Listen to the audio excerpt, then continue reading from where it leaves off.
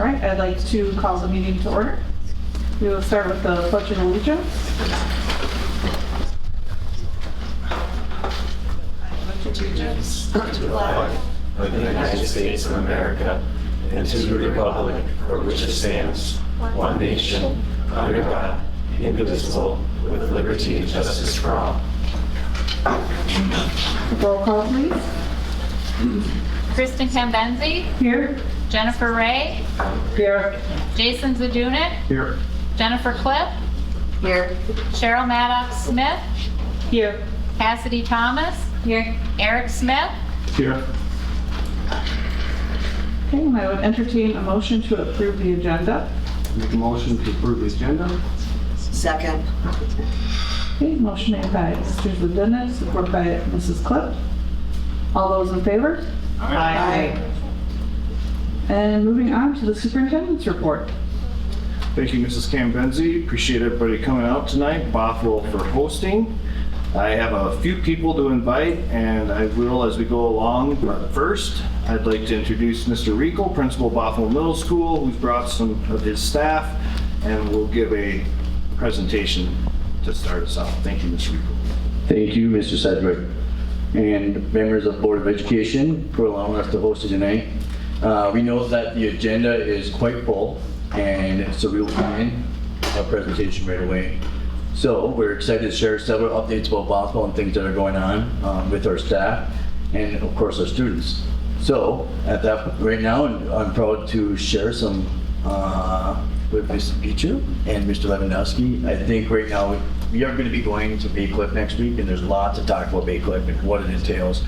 And Mrs. Beecher and Mr. Lewandowski, they are considered our directors at Bay Cliff, and I can't even tell you the number of hours that they put in, starting probably, as Mrs. Beecher would say, while they're at Bay Cliff until next year at Bay Cliff. That's how much time and energy, because they're fixing things while they're there, and they're trying to improve every year, and I can't tell you how committed they are. And so I appreciate everything you're doing, and that's why I asked you to come and present. So hopefully this will work out here. All right, Mrs. Beecher. Remember, you gotta jump over to that other tab, Oh yeah, there's another tab I gotta hit. and then hit present. We have to get it on. You don't want Can I stand over here? whatever you need. All right. Actually, when you're talking, you do actually need to use the mic, so That's what I was wondering. the recording can pick you up. So as Mr. Rico said, I'm Courtney Beecher. I'm Joe Lewandowski. We're co-directors for the 7th grade Bay Cliff Camp, which is a week-long camp. We take 7th graders up next Monday through Friday. We are in the thick of it right now, but it's coming together really nicely, so.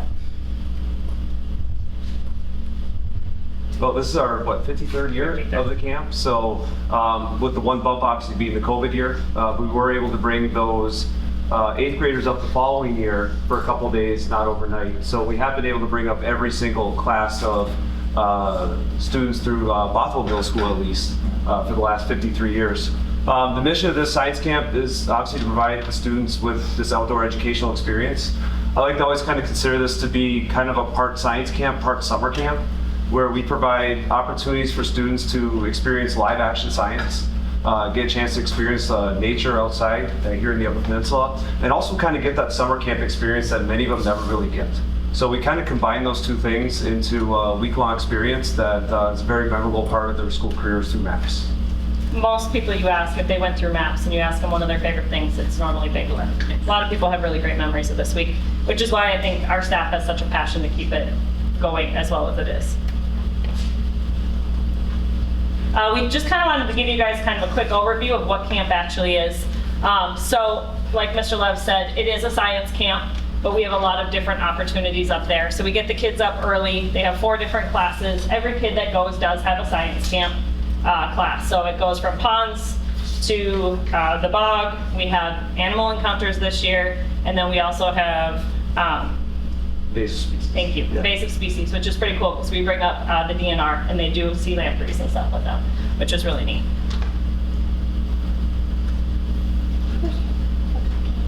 Just a little we can go through and talk about many of the classes that we have. We usually offer somewhere between 20 and 25 different courses for the kids to select.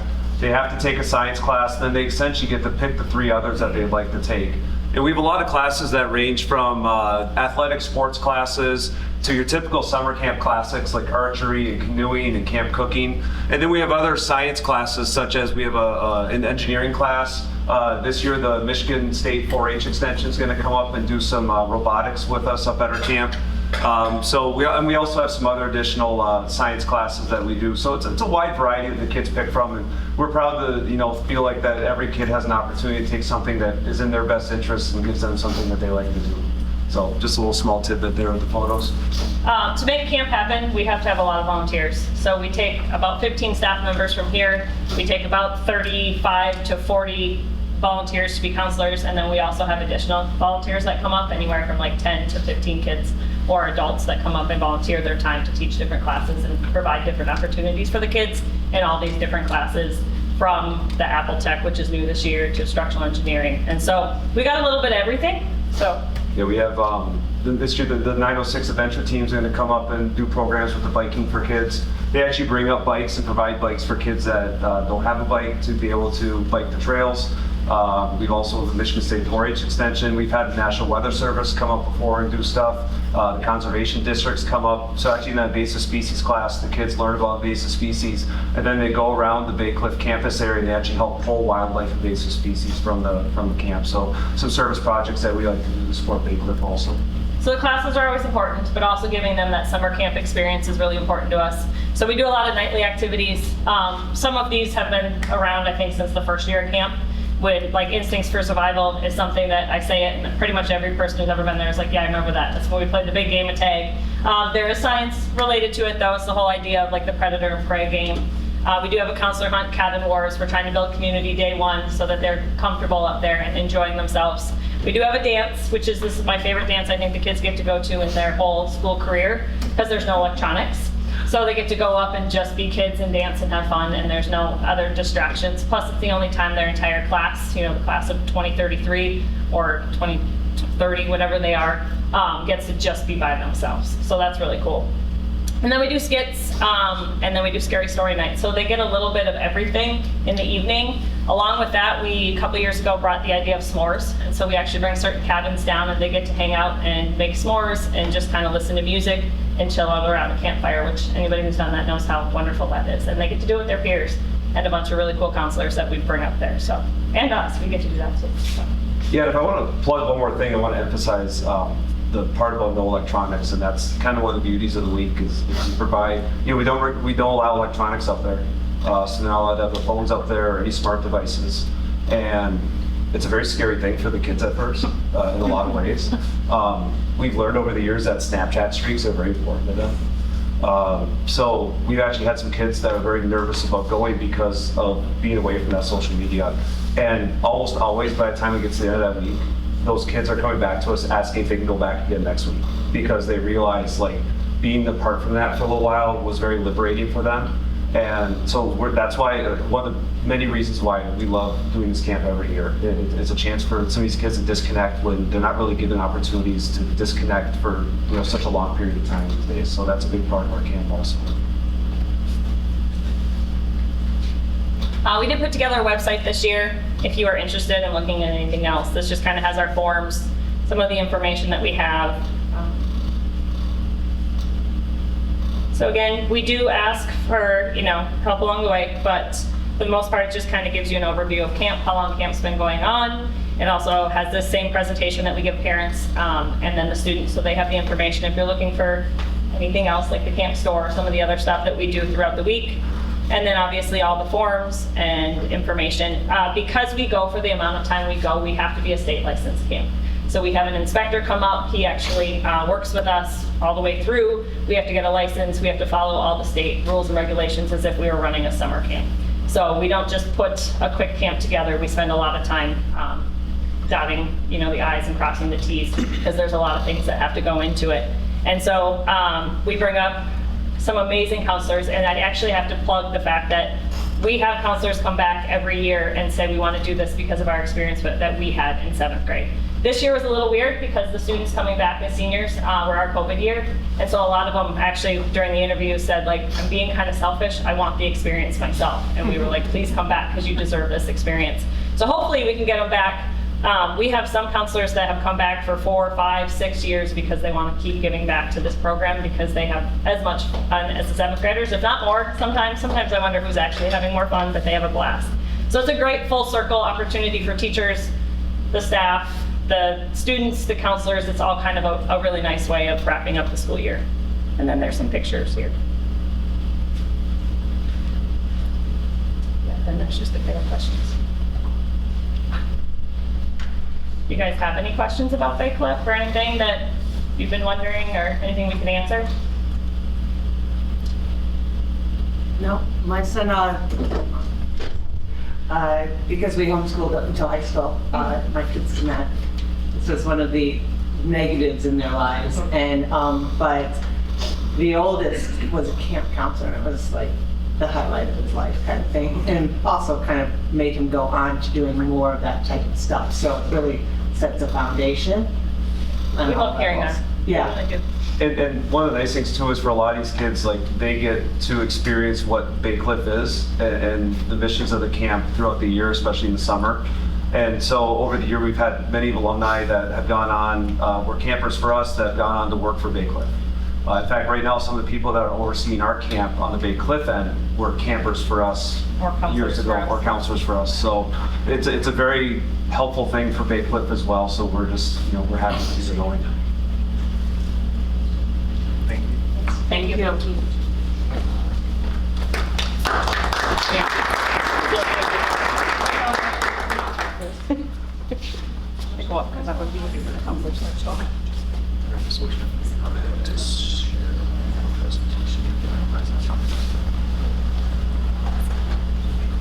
They're actually off to go meet with all the counselors now.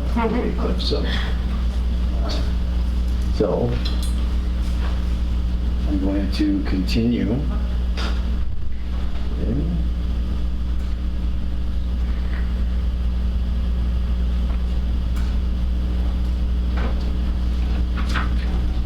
With moving forward. So next, I would like to introduce one of our English teachers, Adam Dompierre. He's our 6th grade English teacher, and he's been named Teacher of the Year by the Michigan Reading Association, which is MRA, very popular association that many of our teachers go to every single year. They go down to the MRA conference. And so this professional organization supports literacy and reading and instruction across the state. Adam's love for teaching has inspired students to explore the world through reading and express their ideas through writing. Who would have thought that guiding students in creative writing would lead a teacher to write not just 1, but 2 novels? Mr. Dompierre has written 2 books, Wild Bolts Electric and Paint an Inch Thick, and has given students a first-hand look at the writing process and inspired many of them to find their own voice. Beyond the classroom, Adam is a respected leader among colleagues, known for his thoughtful insights. He's incredibly quiet, but when he speaks, we listen. He's incredibly collaborative as well. His ability to foster a learning environment that encourages curiosity and celebrate diverse voices is truly exceptional. So I'd like to introduce Adam Dompierre as our Michigan Reading Association Teacher of the Year. For the sake of time, we're going to continue on. I'd also like to recognize Mr. Brenton Fitzpatrick, who brought his little one with him today. He's also been named the Michigan History Day Teacher of the Year by the Historical Society of Michigan. And coincidentally enough, those two are actually, by the way, that's Brenton. Those two are actually on the same team. So they teach in a cohort, they teach with a cohort of students, and it's pretty amazing that these students get to have both of these teachers. So Michigan History Day is a rigorous academic program that engages students in researching and presenting on significant historical topics. Since 2018, Brenton has woven this program into his curriculum, inspiring students through dynamic lessons and student-driven projects. His passion for history and commitment to students' learning have brought history to life in meaningful and memorable ways. Brenton has also played a vital role in supporting other teachers in bringing the program to their classrooms. In fact, one of his grade level colleague is also teaching the curriculum, and one colleague wrote in their nomination, his commitment and enthusiasm have been essential to the program's survival in the Central Upper Peninsula. These two awards speak volumes about the dedication, creativity, and heartbeat that both Adam and Brenton bring to our school community every single day. So thank you for that, Adam and Brenton.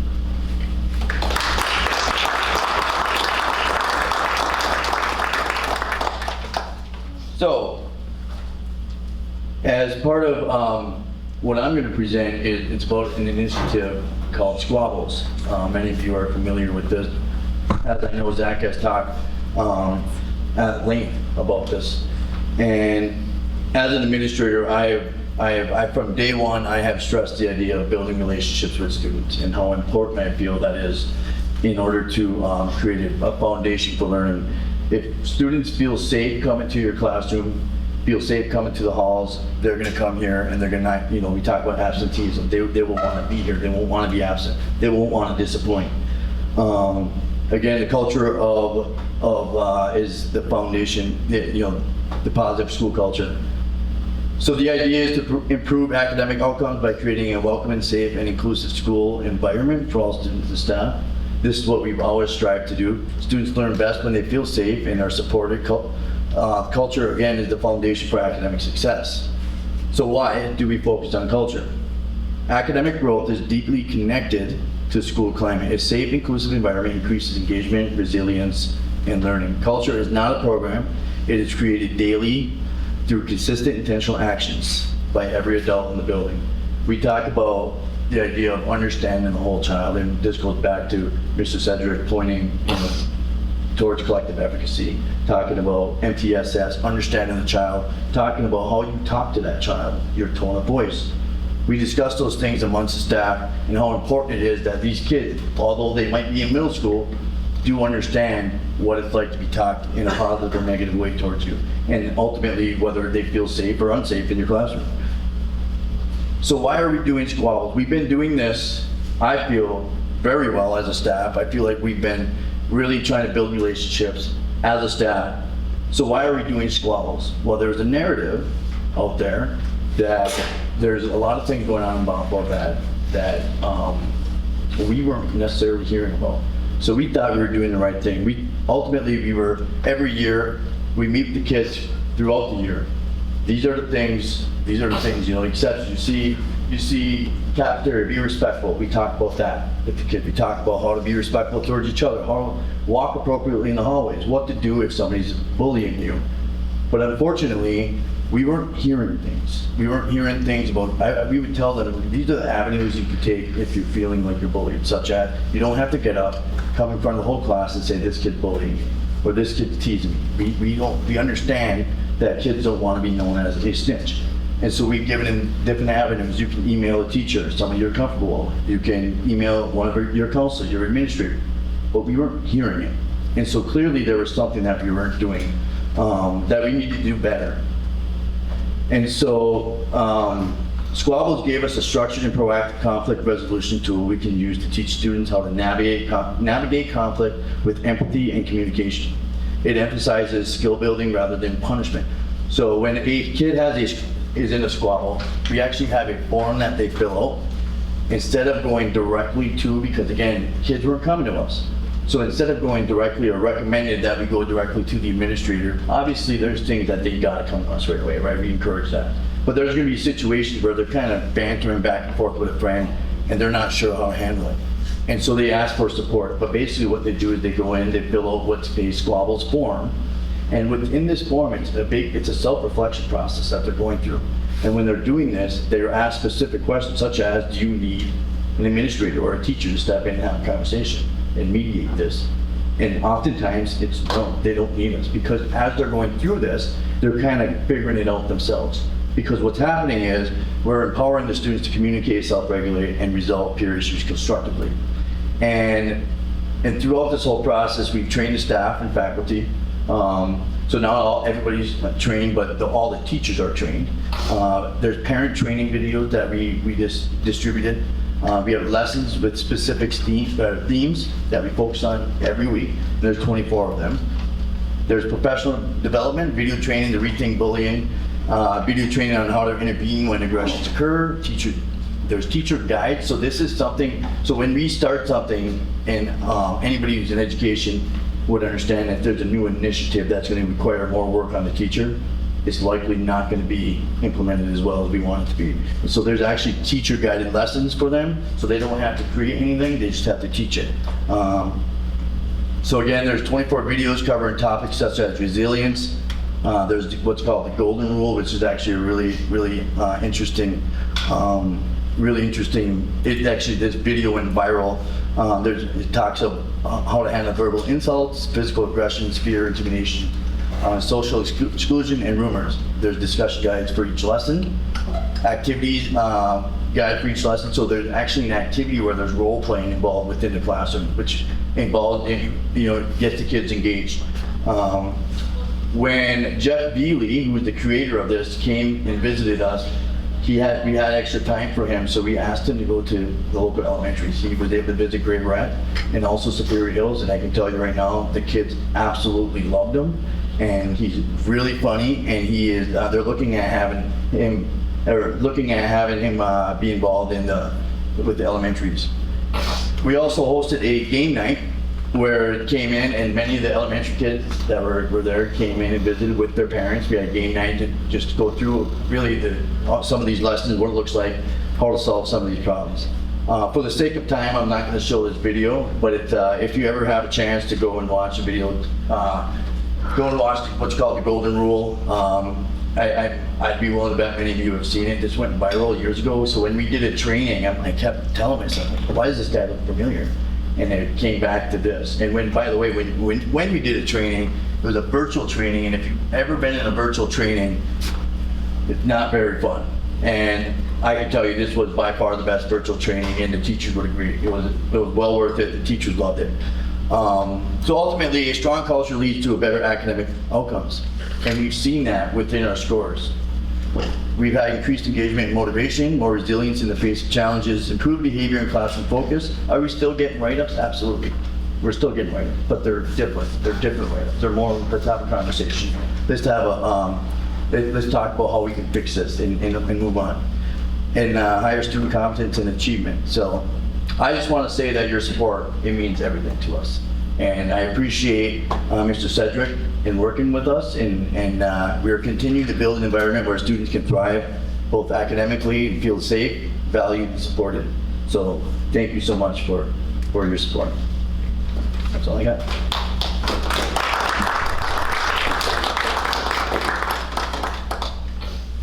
So next on our list is recognition of student school board representatives. President Cam Benzie, did you want to read that, or would you like me to? Ready to go to the podium, or? I don't think so. Not Okay. unless you want to. No, I don't. All right, so unfortunately, our student reps could not be here, but we would still like to honor them for their great work this year.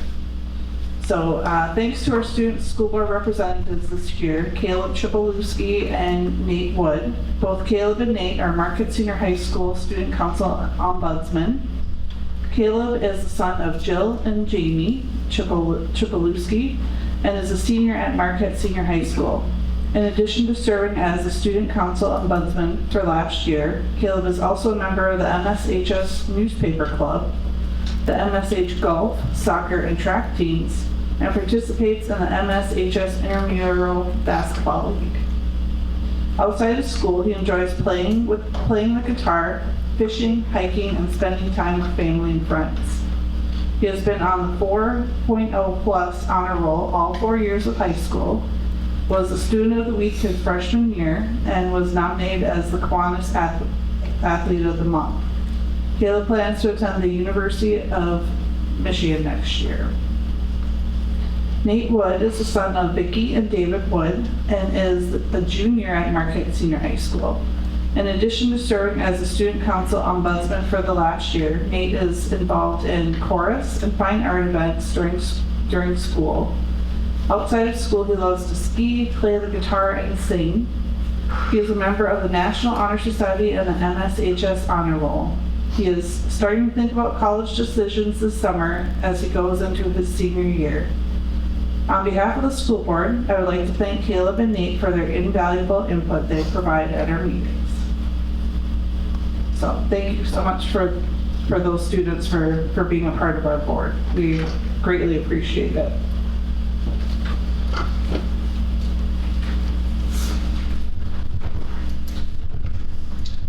I agree completely. Thank you, Mrs. Cambenzi. Thank you, Mr. Rico, and your staff who participated. And while I have the opportunity, I'm going to go ahead and introduce all three of our presenters, just so I don't forget. From left to right, Craig Carmoni from IDI, former superintendent consultant.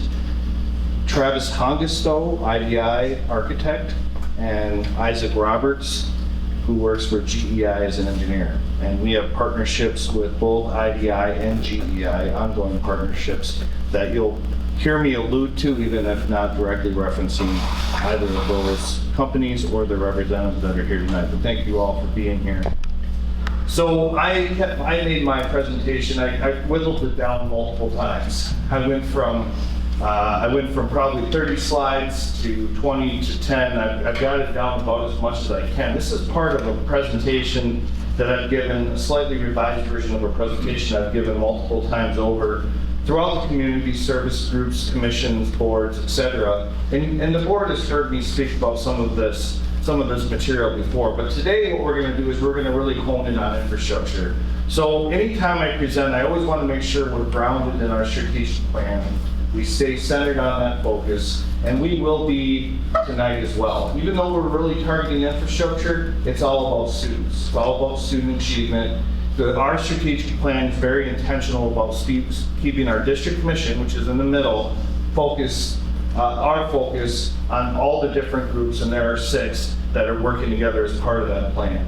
The mechanism, the framework that we use is MTSS. Student achievement can be kind of nebulous. How do you impact student achievement through all these 6 different groups? Like facilities, you'll hear about tonight. How does facilities help positively impact student achievement? Well, MTSS is all about a systemic approach to student achievement and also removing barriers that might be preventing them from being successful. And when you think about barriers in a system as complex as Marquette Area Public Schools, you could argue that infrastructure is a potential barrier to student success. So that's just a little bit about strategic planning.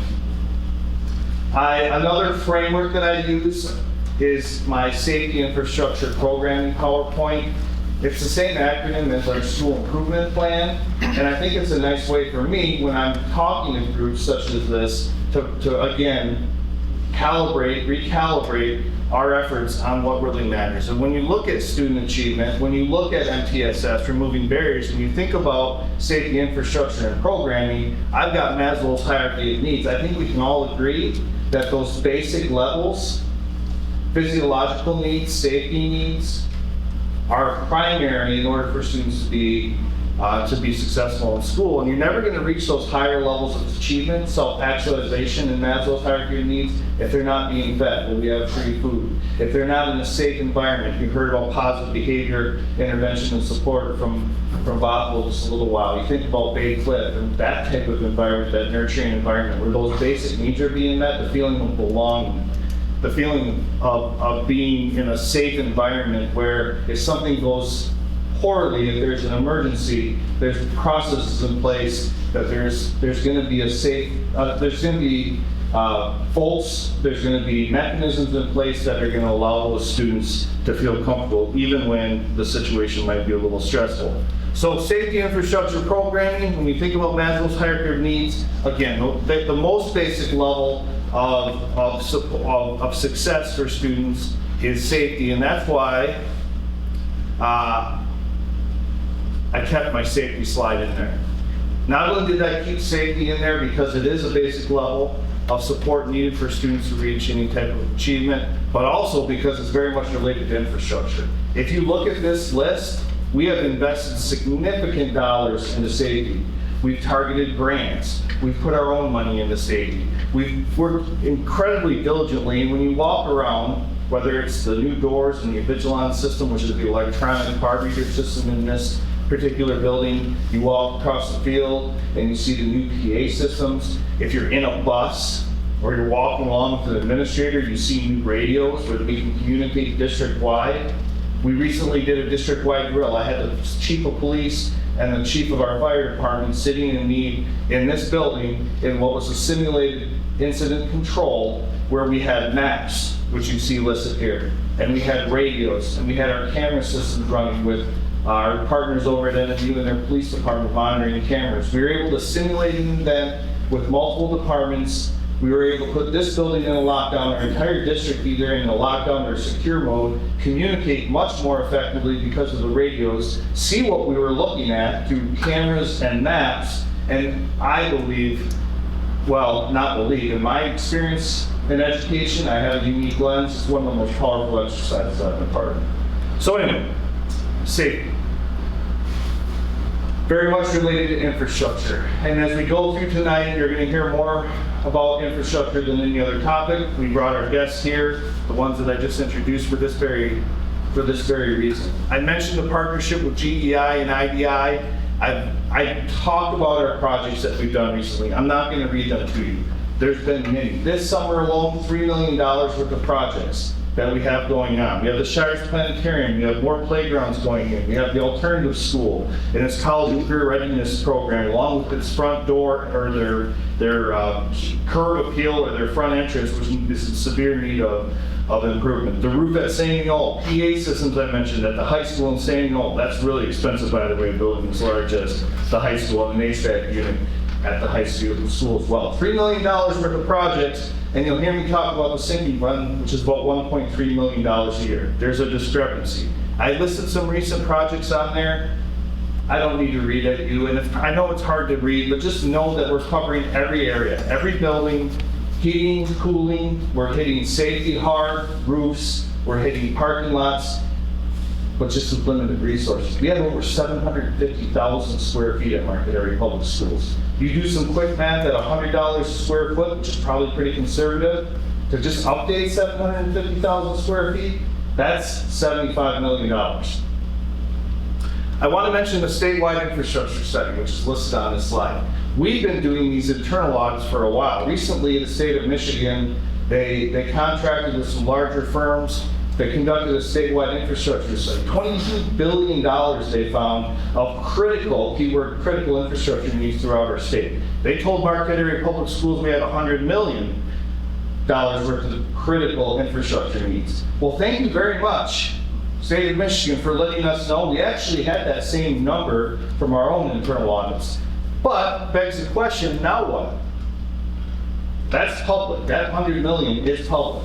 We did recently meet with some of our local representatives, our legislators, some of our board executive committee in particular, and myself and some of our team, met with state legislators and asked them that very question. Thank you for doing the study. Thank you for telling us we have $100 million in the state, the public schools throughout Michigan, you have $22 billion, but now what? That's a big question. Just going to highlight some projects. We have the science labs on here, outdoor learning spaces, and I don't just say that because it sounds better than playground, maybe arguably sounds better than playgrounds. It truly is impactful having outdoor learning spaces. As an elementary principal during COVID, I can attest to how important it was for kids to have safe, engaging environments to learn in outside. So before and after pictures, just highlighting, in the top left is our maker space, which was a project we did not too long ago. You have a bird bath sink, which if you go upstairs, you can see some of these at Bothwell. This one was actually at Sandy Knoll. On the bottom left is an elevator. Let me tell you, the cost of some of these projects are astronomical, much more than planned. And in the bottom right, we retrofitted a boiler at the high school. Instead of facing $1 million replacement cost, we were able to do one of our boilers for $100,000. The million is probably for two, but either way, you can see some cost savings there.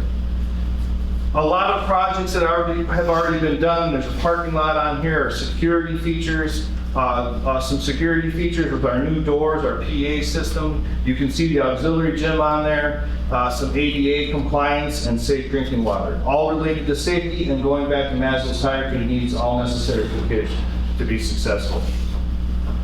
What could be done? This is just some of the lists that you'll see or you'll hear about tonight. You hit all areas, all buildings. We have 7 buildings. We have 2 high schools, a middle school, and 4 elementary schools. You have academics, you have athletics, you have arts, right? We think about CTE as a particular niche, especially in this day and age, and the importance of preparing kids for post-secondary success, not just going to colleges or universities, but also into the workplace. All the different areas are hit there. You're going to see electrical systems, you're going to see heating and cooling systems, you're going to see locker rooms, you're going to see univents, which is something you never think about. They're all over the place, and they are all severely outdated and in need of replacement. I like this visual. Big shout out, by the way, to Courtney Larson. She is our PR support person.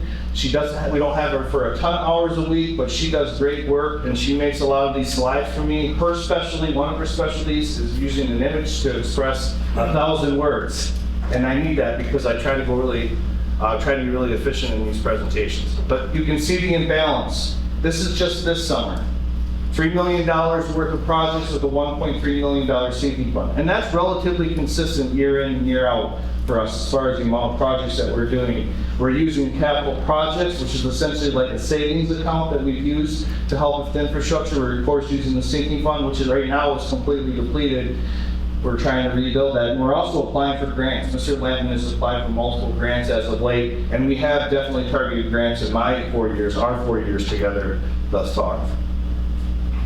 Another nice visual, we get $3 million done this summer. Let leaves $97 million to go of the $100 million, and it doesn't take long when you look at our facility needs, our infrastructure needs, to realize that as soon as you get that $3 million done, there's $3 million more waiting. It needs something more comprehensive. We need something more comprehensive. This is basically a nice snapshot of what I mean by our internal audits. We've done these facility walkthroughs, we've done these analyses with IDI and GDI. We then took these enormous asset management plans or reviews and then condensed them into a prioritized list. On the left, it's probably hard to see, you're highlighting that bottom section of the chart on the right.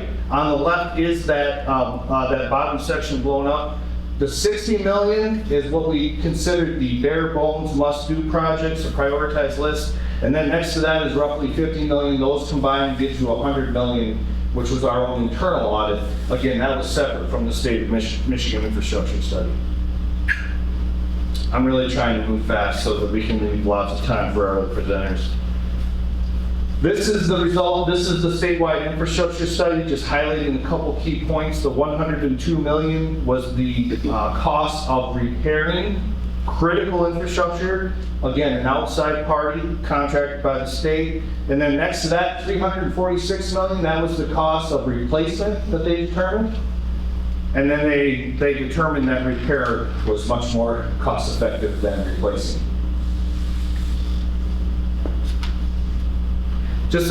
I'm not going to spend a lot of time here, but we have timelines drafted. We have regular meetings, weekly, bi-weekly, and regular meetings that include our board and our consultants. We have mock-ups, draft millage schedules, draft surveys. We have the audits, and we have a plan, really a backwards type plan from when we would potentially bring something to our community until now. So that we can make sure that we're hitting our targets as we move forward. Here is a proposed timeline that I'm giving to the board for consideration. This is targeting a May 2026 election. We have not determined what that exact cost or what that ask will be, but we're far enough out that we have time to plan to gather feedback from different stakeholders. But we are targeting approximately 1 year from now, and we have a plan for hitting that target. And what we need to do in the meantime is really try to hone in on what are the parameters that we're working within, what are the greatest needs, and what are we going to try to go to our community with.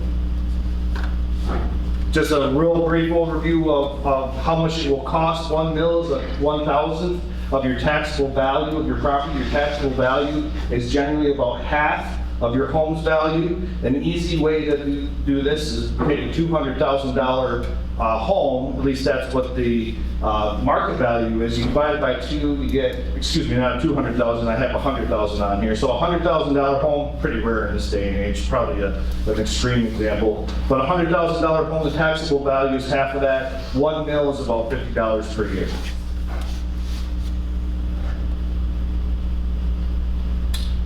I get questions about Maurice's millage. I'm not here to talk about Maurice's millage, but because I get that question, I threw this slide on here. Marisa represents 13 LEAs. We're at one of the 13 LEAs. Marisa did recently pass a special ed millage, 1.5 mil special ed millage that will last for approximately 20 years. I want to make sure I clarify that. That's not what we're asking for, but that's something that people often confuse when we're talking about MAPS needs. You'll see here in a second how much we levy from the taxpayers. But that 1.5 mil that Marisa levies does actually benefit MAPS. We used to have about a $2 million shortfall in special ed, and now we're whole, at least for special ed. The special ed costs are increasing rapidly, so it's going to not be long before I believe we'll face another deficit. But I did want to make sure I included that as well.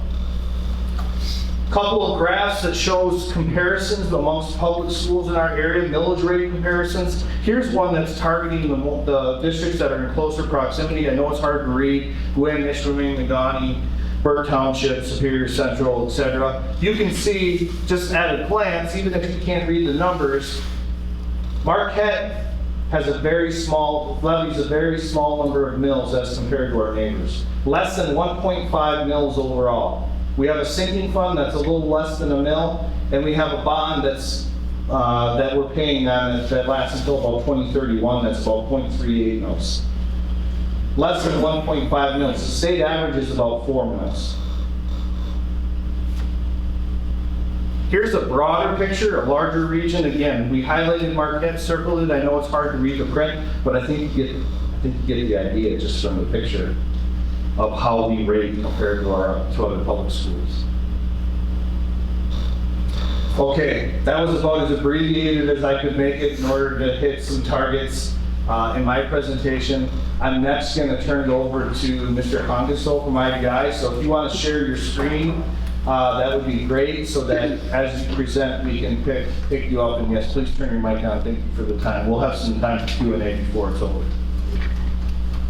So IDI began in 1993. There's a bunch of us locally here that are in town now. We've got a firm down an office down in Brighton as well. We've done quite a bit of work locally as well, but as we kind of get into these slides, you'll see our main focus really is K-12 schools. It's our expertise. We're working across the state. Our mission is, one of the bullet points up there that you cannot see in here. Community enhancement through quality, engaging, and cost-effective design. One of the things that we really focus on as we are doing our facility walkthroughs and we're working through either architecturally, and an architect myself, we've got mechanical, plumbing, electrical, civil engineering, GEI, and covering that formats here as well. Looking at things with the understanding that from a school standpoint, with what Mr. Sedgwick said earlier, so many districts throughout the state, from a budget standpoint, are struggling. They're just plain and simple. That's how their communities are relying on tax base, their taxpayers to pay the millages to support the schools for infrastructure.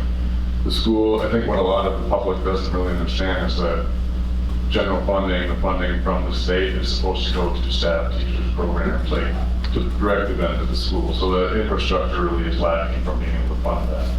And from the iceberg scenario as mentioned earlier, to the slide shown earlier, you really get into, it becomes, there's such a disparity between the funding that's available and what needs to be done in the district.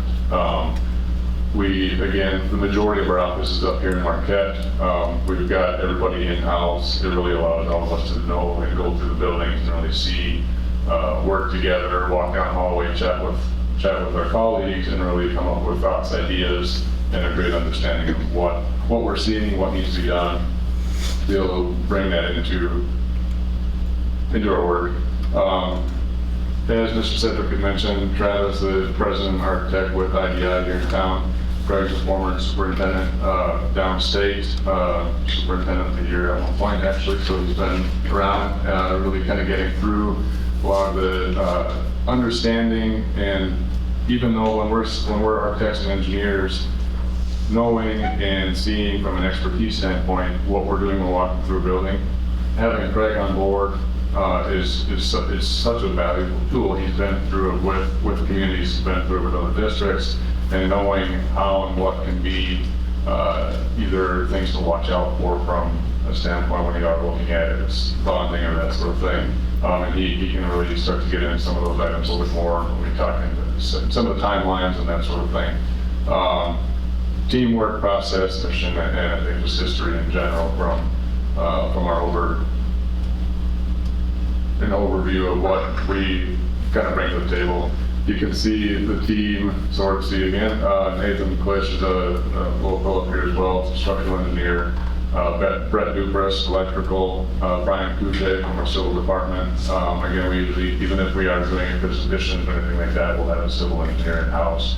And then even again with GEI on board as a partnership, it kind of helps with that collaboration, really seeing getting more centralized and everything. Aurora Dobbs, one of our mechanical engineers here in Marquette as well.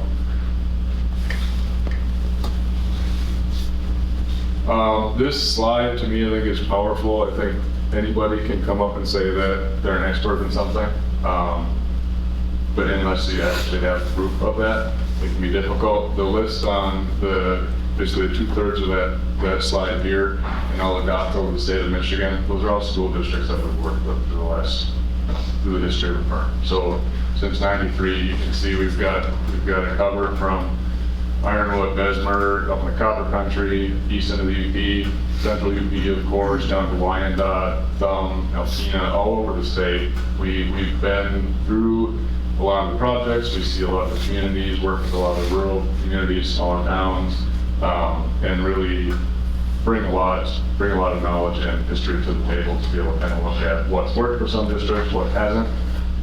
With that, every district is different too. So one of the things we really pride ourselves in is listening to the district, listening to the needs. I've got girls here in the district, so they get probably a little more from a personal level. I mean, Galen, my oldest here, is lucky enough to have Mr. Fitz and Mr. Gothier on their team. So the staff and everything would have been throughout the district, and my youngest is I know the staff in this district is amazing. Teachers, everybody is awesome. The buildings are tight. They really are. So I think you'll really see, like with the dollars that are coming for, they're big numbers, but they need to, it's a major need. This one kind of hits on, again, K-12 being our kind of our bread and butter, if you will. 80 to 90% of our work is K-12 schools. We basically get in everything except for residential, but mainly outside of the K-12 sector, it is locally here in town, a little bit down in the Brighton area, which is where our other office is. So K-12 is really what we do. I'll turn this over to Craig. I tend to ramble a little bit, so. All right, well, pleasure to be here. A couple other things that I guess before I get into some of this timeline stuff is that, you know, the ability for infrastructure to impact some things that are really critical. So I heard about culture earlier, and, you know, it does, infrastructure changes makes a huge difference in terms of how you can impact culture. Culture is one of the hardest things to get right, but one of the most critical things to get right. And infrastructure changes allows you to do that. It gets at equity issues, it gets at programmatic changes that you may want to make.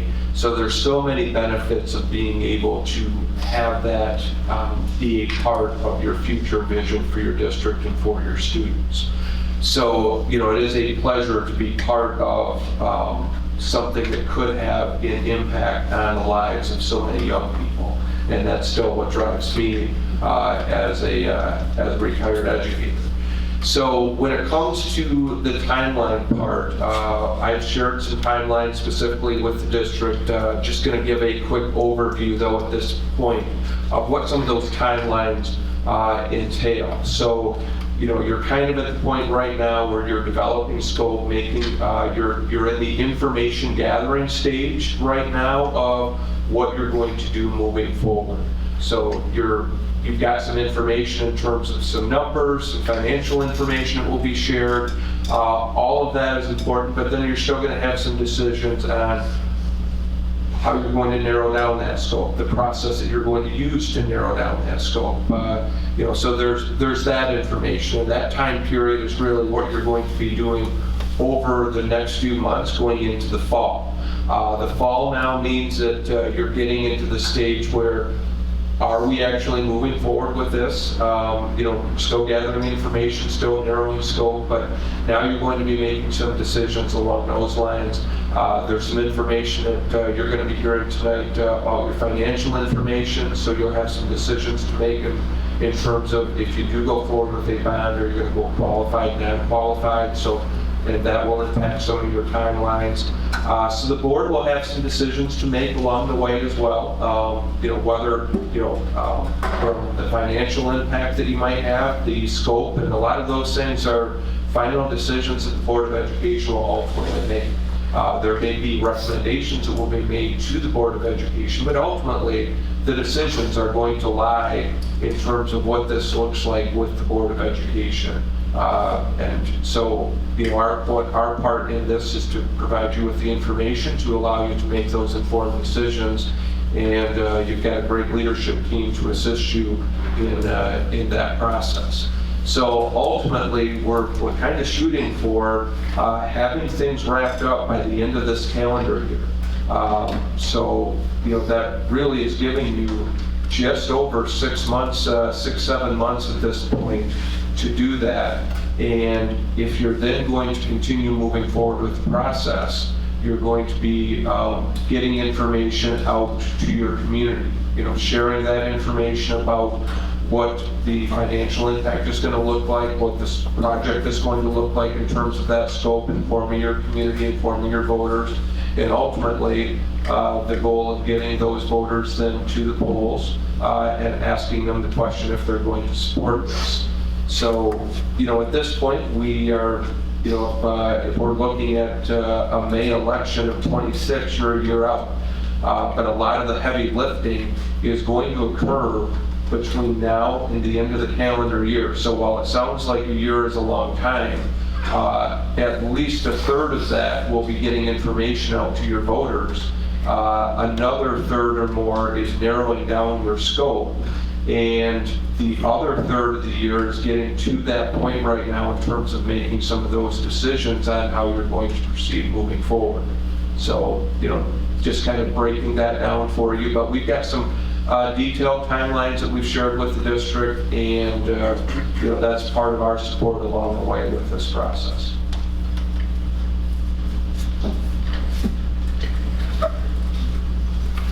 Yep. The slide we've got here.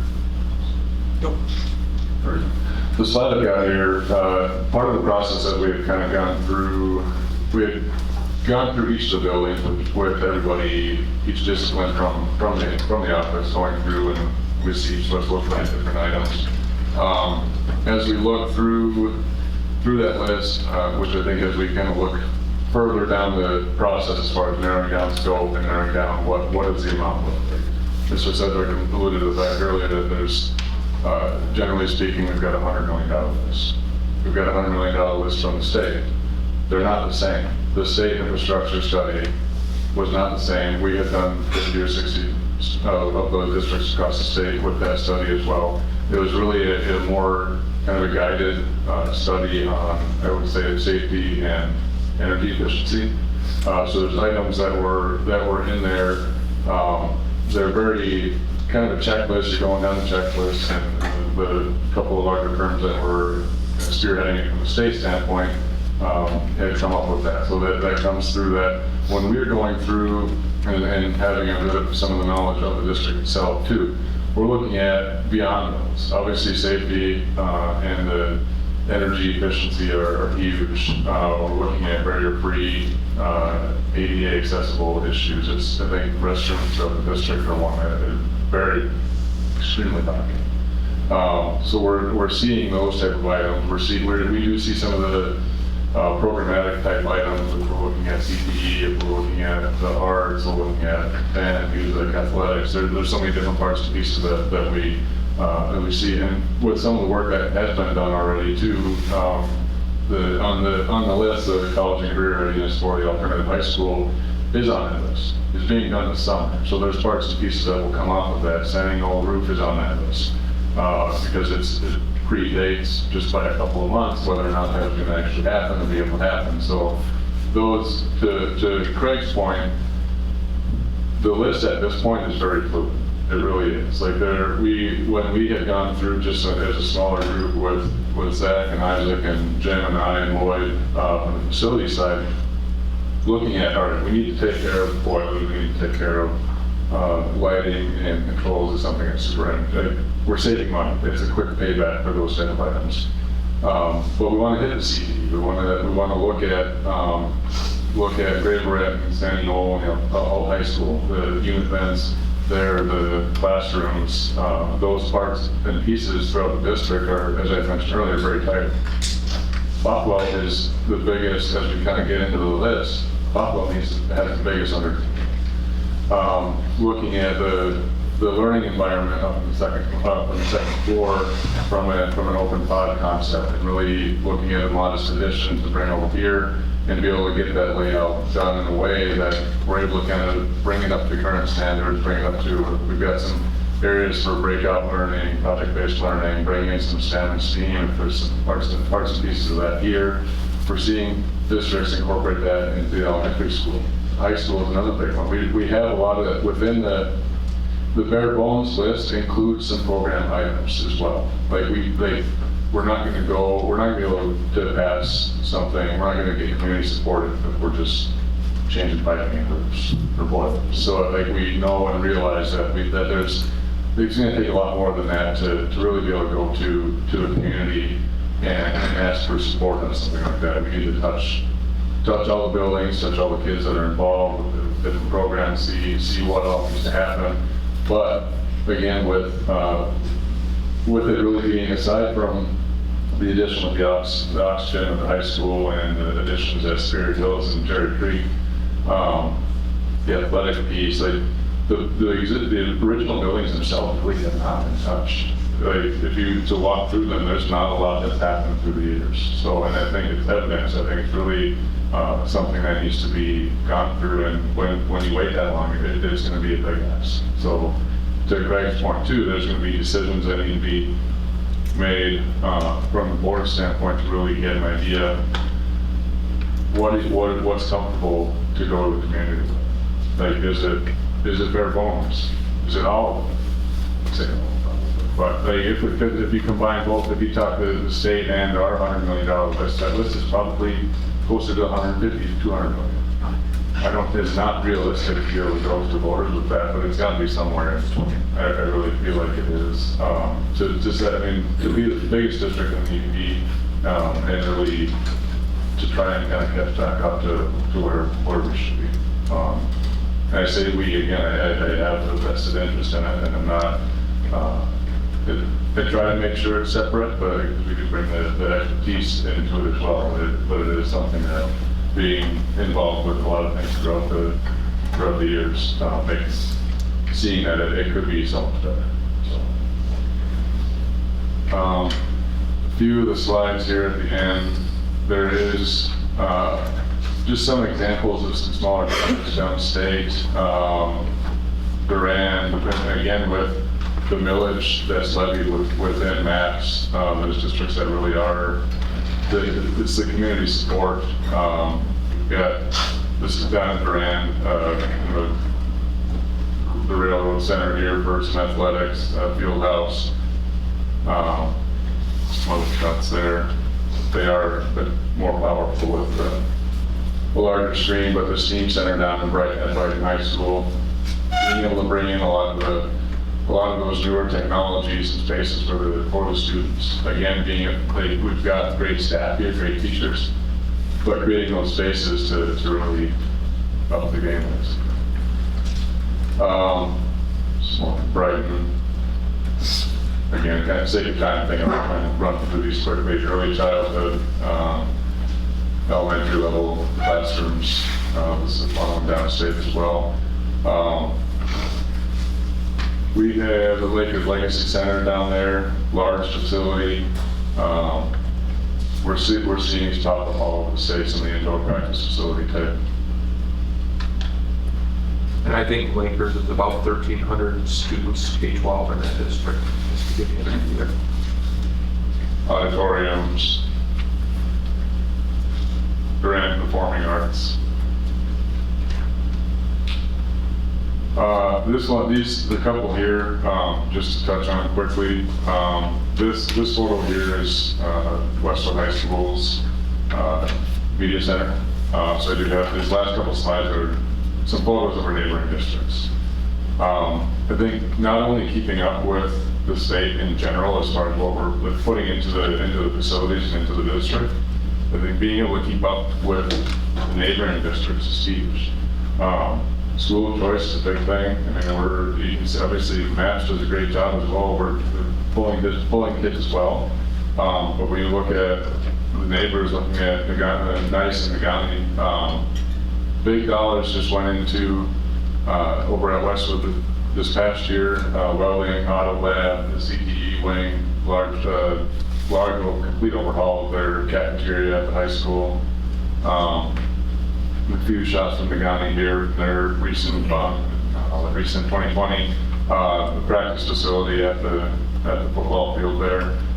Introduced from the competitive community as well. Media center upgrades. Again, they've touched all their buildings. Lakeview Elementary had work at all their classrooms. Middle school had a bunch of work, so it's really being able to hit everything. It was a brief ramble. So I'm going to reset and just want to reiterate that we have Isaac Roberts from GEI and we have Travis and Craig from IDI here to answer questions. So let's just open it up for some Q&A from the board to our experts in the room, and we will try to wrap this up here before 7. So why is now the time for this large of a project versus addressing this maybe in 5 years or 10 years? It's been quite some time since we've done anything. Why do we need to do this now versus, let's say, 10 years down the road? Yeah, I think back to the iceberg slide, I would say the $1.3 million of the sinking fund and dipping into the capital funding projects, $3 million a year. The $100 million isn't, that's not going to stop. If we're picking away at $1.5 million or $3 million a year, that list could likely continue to grow. Maybe it's not 5 to 10 million a year, but it's going to grow. If there's one of the things that we're working through with the last years of sinking funds, with the sinking fund dollars, is that list has been prioritized, and we're, I think, the last 2 or 3 years looking at it, like let's pick this up, pick up science lab, let's do something that starts to affect the students' learning environment. Let's be able to do that, and then the boiler that's below or roof that starts leaking. So those items that haven't been addressed and taken care of continue to age and have their useful life, and it's going to continue to grow. And then so ultimately, I mean, for lack of a better word, kind of chase players with how long it's been left alone.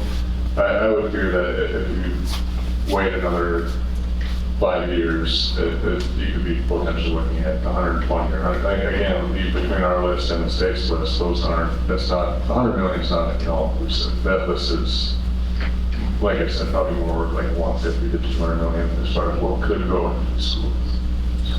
I often think too about psychological factors. So if I'm a community member and I hear one number, and let's say that number is 75 million, and I hear another number that's 100 million. psychologically, I know what that does to certain, to voters who are thinking about certain things like, well, can I support, if I hear this number, I can still support something. If I hear another number because my needs grow, that number is scary because it's not something I can comprehend. So, I think that there are always those factors that weigh into the longer you wait and the larger that number gets, the harder it is for people to be able to understand and digest certain things too. That's part of it as well, just from a timeline with the bond. If that's the route that the board ultimately goes. If we get a bond pass in May of 26, design and engineering, like getting into actually the design and engineering and actually getting it out for bids happens that year. There wouldn't be groundbreaking per se, depending on what is prioritized to happen first until school lets out in 2027. So, and depending on a bond this large, it's likely a 3-year process, depending on how the bonds are sold. A lot of times now districts will sell them in series, so you may sell a series of bonds. Like a bond passage, maybe it's for round numbers, $20 million. 2 years later, you might sell another $20 million of bonds. Rapid River did similar. Like they had it set up so it was every couple of years that they were selling the bonds, because it works out from a financial standpoint with BFM. They look at what and how you can really see to be able to maximize and capture the most dollars from selling the bonds and extend them to be able to do that. So the process itself from now until the west flooring is set is probably a 5-year process already. So if we wait another 3 to 5 years, it could likely be pushing 10 years by the time like the full scope is done. And those are just throwing hypotheticals out there, but it's a several year process by the time the construction's done with what is prioritized. Travis, is there data that shows what the community's capacity is to support a $100 million project? It's one thing to have the need, but it's another thing to know what the capacity of our community is. That's a very tough question. We did have, it's an extremely fair question. It's tough. There's communities that are extremely supportive of their schools. It's a lot of times you've got communities where maybe they're not taxed either so much by the municipalities or that sort of thing, but it really is kind of getting out, and if it's the direction that the district goes, getting a pulse in the community. If there's a steering committee that's created to be able to kind of get out there and start talking to people and see, hey, what do you think? If you go through the process and understand the more people you talk to understand it, you obviously need, if you got 10,000 votes, you're fine with 5,001 yes votes. But being able to understand what those, getting enough people to feel comfortable that to do it, would be the main thing. We had 8 votes on the ballot last Tuesday. We had 3 passed.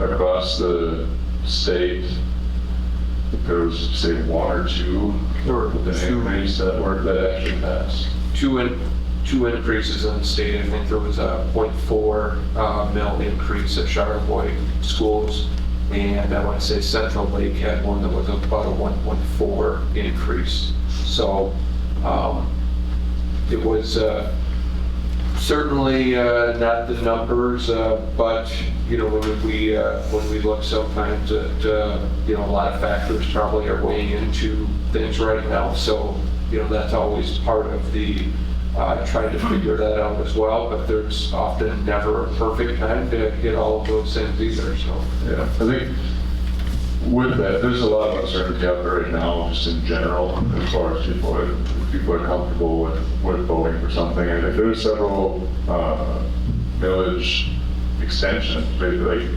without a tax increase that failed. not necessarily just a crapshoot, but you kind of get out get the information out there. I think the biggest thing working against maps right now is how low the village is. That's there, without being able to, I think being able to look at that and be strategic about what do we think the community will support, being able to get, it would need to be an increase, but being able to get an increase and then be able to keep it up versus letting it drop off again through the years.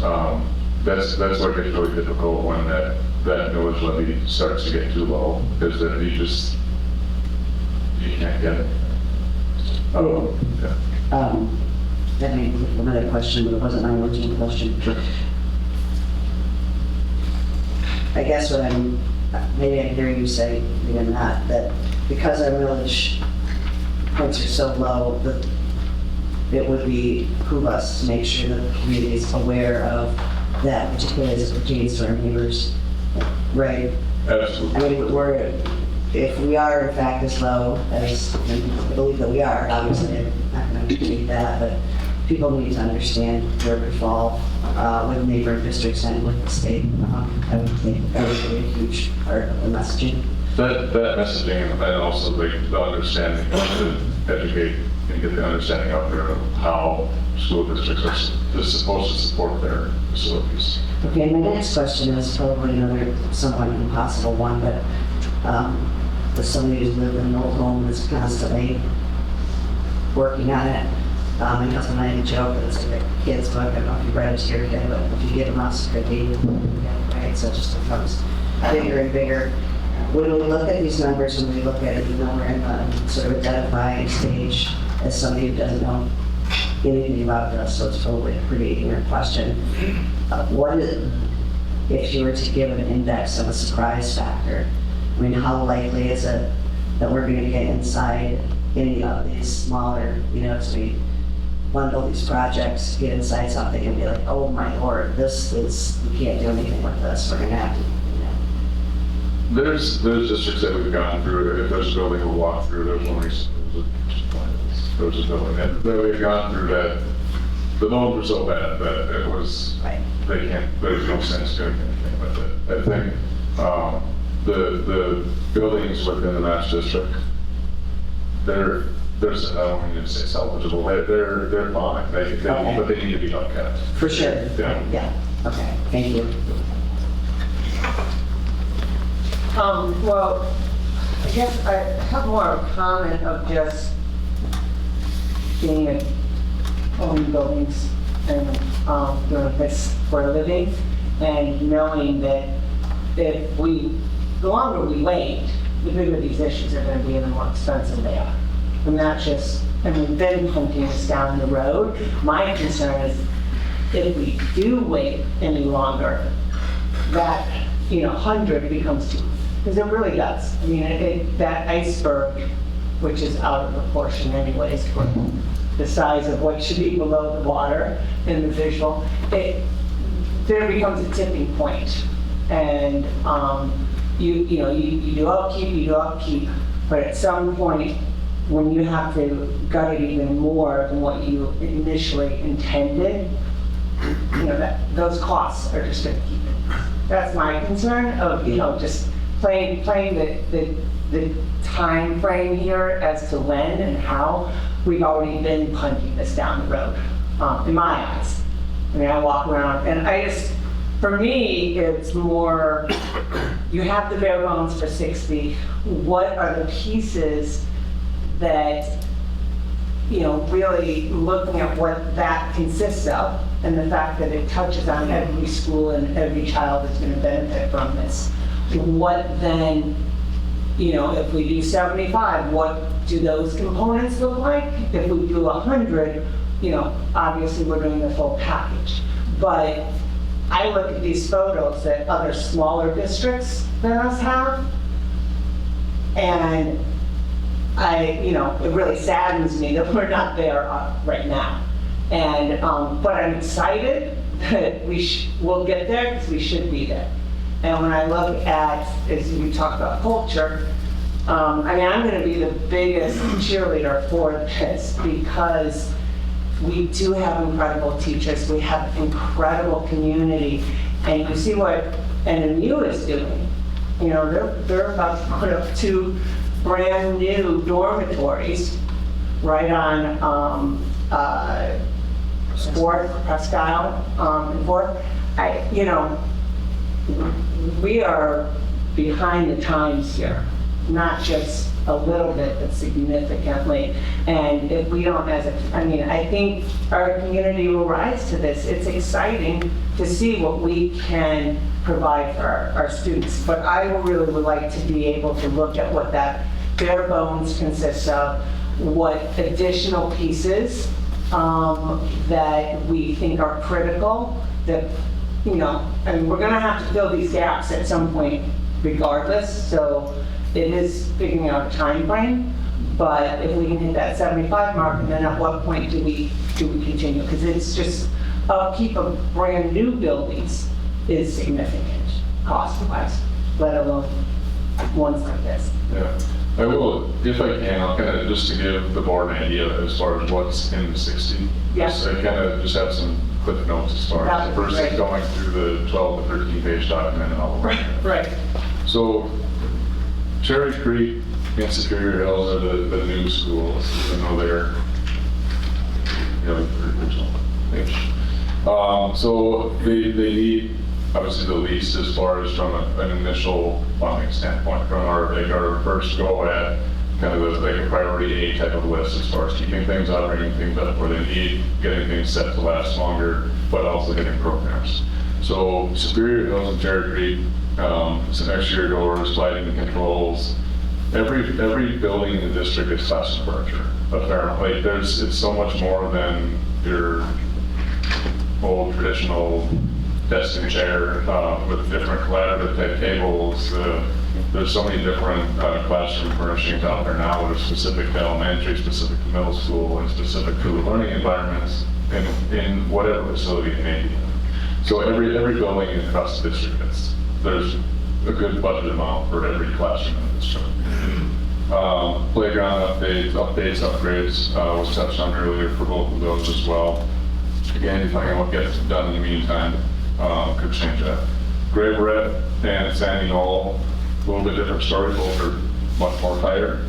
So we're really looking at restaurant renovations, very free upgrades, interior doors, starting to get hit on some of the safety items. All the buildings have secure entrances now, but again, with like the knob type handles that are in this facility and the older elementaries, lever handles, what used to be just an ADA barrier-free type of item, but now it's a safety item. There's classroom security locks, so you can have it set up so the teacher knows that they're teaching with the door locked. They don't have to get up and go check and see if they remember to lock the door. So there's pieces that come into it from a safety standpoint. Classroom flooring renovations at both of those facilities, significant.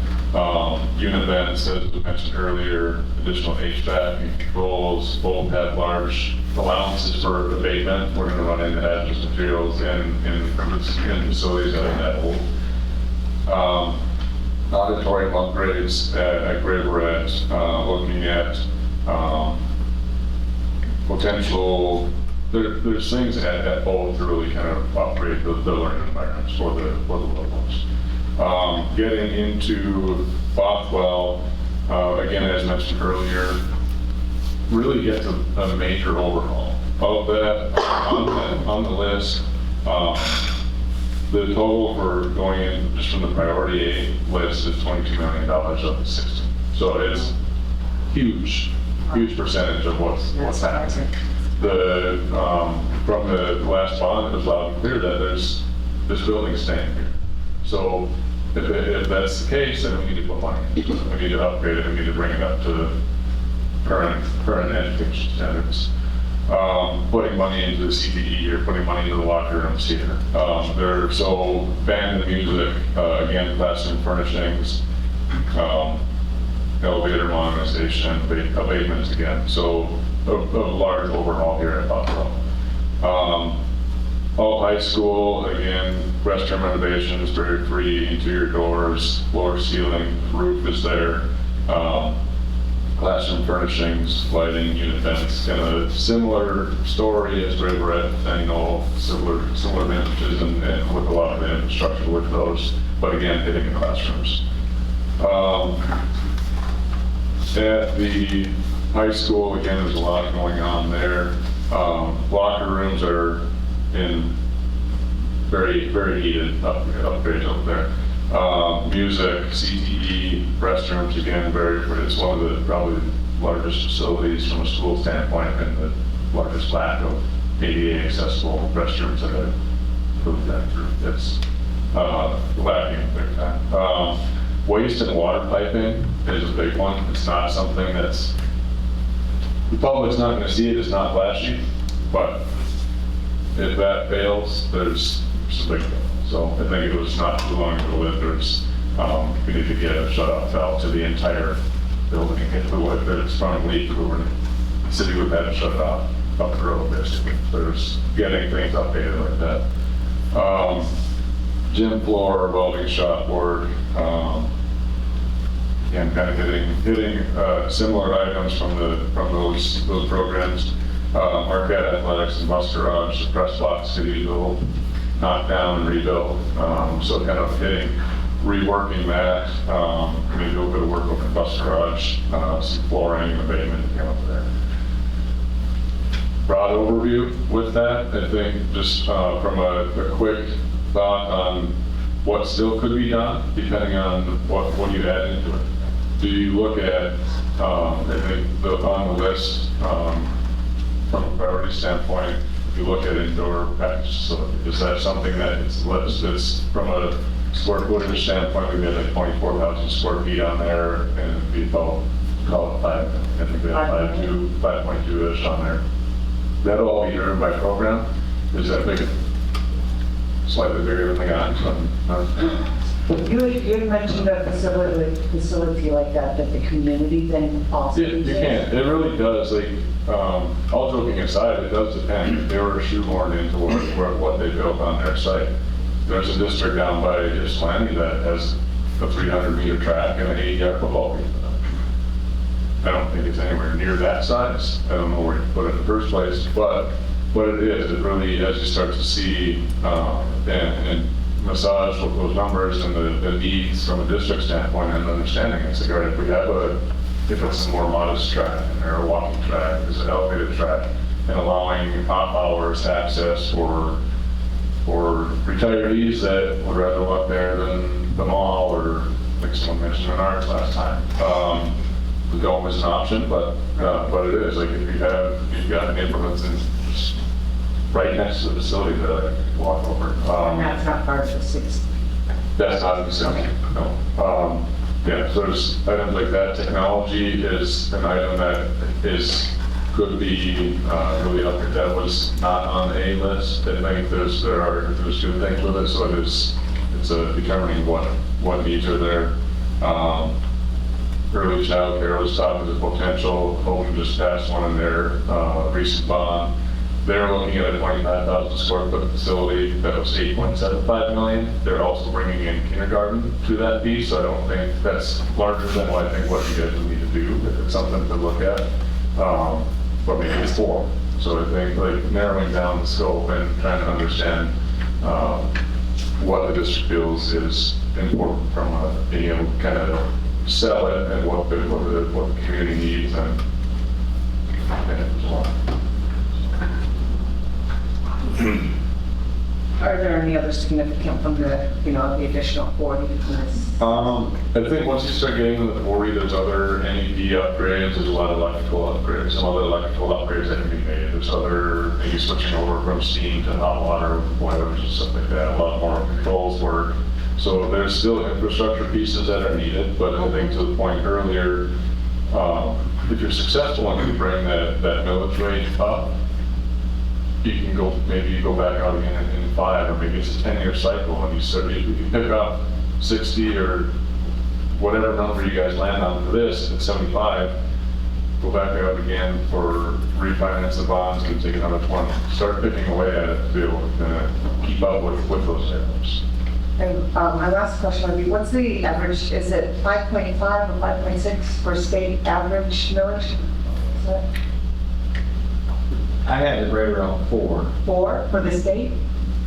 Last meeting, it was 5.5. is it? You know? I think those numbers are hard to pin down, Okay. you know, so Okay. you 4 see, to 5. yeah. I mean, you Either see- way, we're significantly below it. Yeah, there are districts that are all the way up to 13 mills in the state, and districts are 0, so. Okay.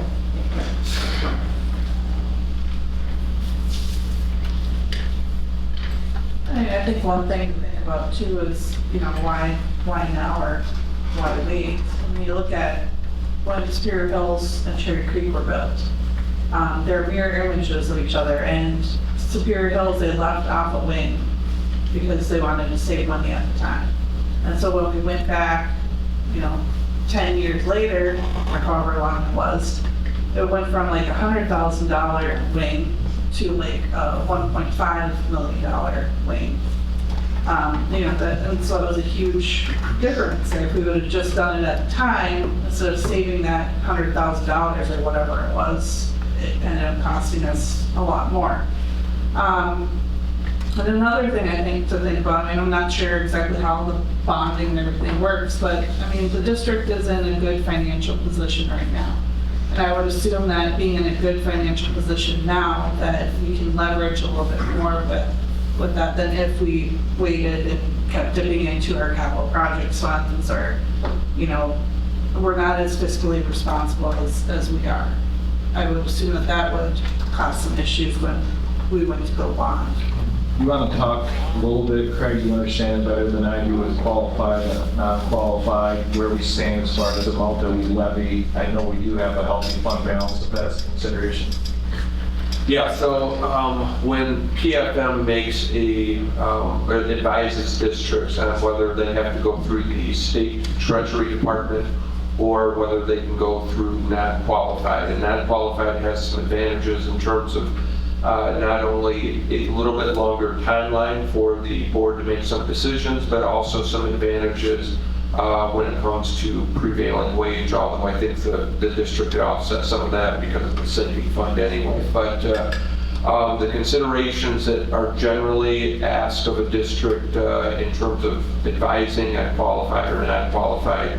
Non-qualified, if your fund balance is 15% or greater and the actual amount is 800,000 or more, and the third leg of that is student enrollment of 300 or more. So you hit all 3 of those legs currently. I think the question is, if you wait, as superintendent for 12 years, I've seen fund balances range from, anywhere, not for me personally, but for other school districts, that would be anywhere from 2% to 30%, depending on when you're at, where things are at, and, trying to figure out how quickly, things can change in that arena. Unfortunately, as an administrator in the early 2000s, I saw that those things change rapidly with school funding, and we were, there's never a guarantee, as much as we think there is, that you're always going to be in that same financial position. So right now, you are in an advantageous position in terms of where you're at with your current scenario. So.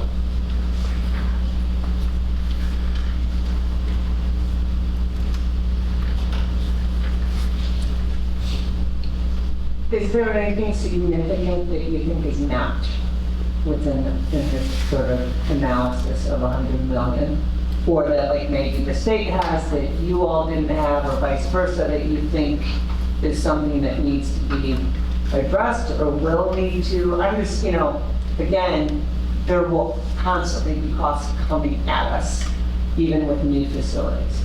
So what are some of the pieces that, again, yes, our dream would be to have a brand new pool and to have an indoor facility, living in this, far north with winters that we have, and having to cancel track meets numerous times.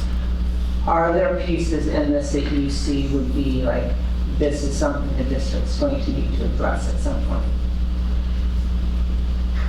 think the facility infrastructure, whether it's the HVAC, the heating, water, like those type of items, the critical ones in our mind right now are basically covered in that 60. Like I said, there's still others that could be done from an energy efficiency standpoint along the lines of the state assessment. Windows would be great to do. It's not in the 60s. So we're trying to hit the ones that are critical, like need to happen now. Replacing boilers, replacing things that could fail and would cause much bigger issues. Are windows in the 100 or not? Yes. Okay, that's what I'm wondering. Yeah, Is so there there's anything more beyond the 100 or not? Like, you would. There's things that you could look at for, I'll use for an example, from a safety standpoint, from the state assessment, if we do bullet resistant film over all the windows. Is it necessary? That's up for debate. But if it's cost, I think the updating windows is something that a lot of the districts you are seeing do that. I think for a while there's not a super fast payback on that. Window's still a window, glass is still going to let heat out and cold in type of thing. But all those improvements, like those are items that are on like the full like $100 million list. I think those in flooring and ceilings. Right. Like we could look at ceilings, for instance. Could they be redone? Absolutely. Is a high priority. That's why it didn't end up on the A list. Right. Just two things if I could jump in. One, I want to give Isaac a chance to chime in. He's been working with us actually longer. And also, if you could make sure you hit the need for bringing a construction manager on the team, I would like to have the board hear that too. But Mr. Roberts, perhaps we can. Yeah, so my main thing is, I think Eric, you had mentioned this, or maybe Jason, but we're talking about numbers 60, 75, 100. It's more advantageous to define your scope and then see what that number is, rather than try to define a dollar amount and try to figure what you do with that dollar amount. So the first step is figure out what you guys want to do, what does that number come to, and then decide from there. If you take on a large project like what we're talking about, does the sinking fund then become a maintenance fund to keep you from becoming, subject to this kind of condition in the future? I think that'd be the most beneficial use for the sinking fund at that point. You're able to do, like, for instance, with a bond, like you can't put paint in a bond. There's items like that you can cover with sinking fund dollars and not necessarily bond dollars. So at that point, you're not trying to do larger projects like the science lab or something like that. Not that that's a bad place for the sinking fund, but when you have such a large number and such a small number for the budget from the funding for a sinking fund, then I would see that as being an option. Take it like a bond would be take a big bite out of the apple, and the sinking fund. Those needs are always going to be there. It's just like what somebody mentioned earlier. If you build a new house, you're still going to be having upkeep and maintenance on that. So I think that using the sinking fund for that would be a good approach. So if I'm understanding you, taking on that kind of a project, part of the message to the community is we get to do this once, but we also then have the funding to keep our facility in shape moving into the future. Is that I don't think I oversell that yet. And the reason I say that is, so the districts that I've worked with that have had the most success with mixing the sinking fund and the bond is if you get your facilities exactly where you need them, and then you're able to maintain everything with your sinking fund dollars, that's the place you really want to be at. But the risk of selling that the sinking fund can take care of everything right now is if you don't get to everything with the bond, then you're still going to have those needs, which the sinking fund still won't be able to fully support. So it will greatly assist, but it may not be exactly where you need to be at. Yeah, I think you're saying what I actually meant. So I'm more concerned that the bond is, if you will, the large bank account, the sinking fund becomes a smaller one that then takes care of your annual maintenance and the projects along the way. Right, that's it. From a village standpoint, you see too that going the route of a bond, or like you mentioned, Zach, with the sinking fund amount is around, call it 1.1, 1.2. So, but that's on an annual basis that we're generating from that. That amount on bond is going to generate a much larger amount. So whether when PFM is looking at pay some of those numbers, it's likely not a whole lot higher than that to be able to knock out the $60 to $75 million project. Okay. I don't know if Sean was going to get at this, but PFM has a lot of statistics. I think that, in terms of information for boards, that is very helpful in making some decisions. And one of those is just, the percentages of where districts have support if they're asking for increases and where that threshold is usually at. And generally speaking, and this has been true for us, because we could go back to November last year where 2/3 of the ones that we had passed, or in fact, we had everything passed last November other than increases of 3 mils or more. And PFM's statistics would say, yeah, those are unlikely to pass. You get to asking your voters for an increase of that amount, it becomes very difficult to pass those. So if you're keeping it at 2 mils or less, generally speaking, statistically, you're still able to pass those amounts. And we've seen, similar results with a number of our issues. But that is one of the things that in terms of your information gathering that I would recommend that you look at is when you start getting certain numbers, you may have needs that exceed your 75, 60, 75, 100 million, but, going back to your question, will people support that? It becomes less and less the more you ask for. So you still have to, do your research, have those conversations, and be, if that's the route you decide to go, just, be as informed as possible and make those decisions. Is there a statistic on asking for multiple over the course of 10 years versus one larger one lump? So those are, I think, communities that, we will often say, take a bite of the apple rather than trying to have to, don't go away with getting nothing. If you have needs, make sure that you hit the needs that you want.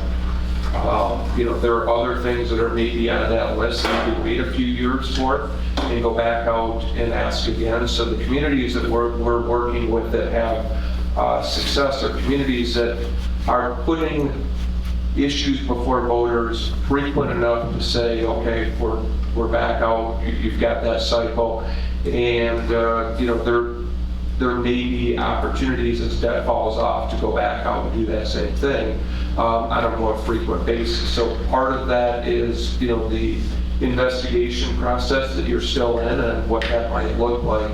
But frequency does have some benefits, and to ask, going out more frequently with smaller can be advantageous as well. But the other side of that is that, it comes back to, something that was also mentioned earlier, is that those same dollar figures in 5 years will not be the same dollar figures that you have now.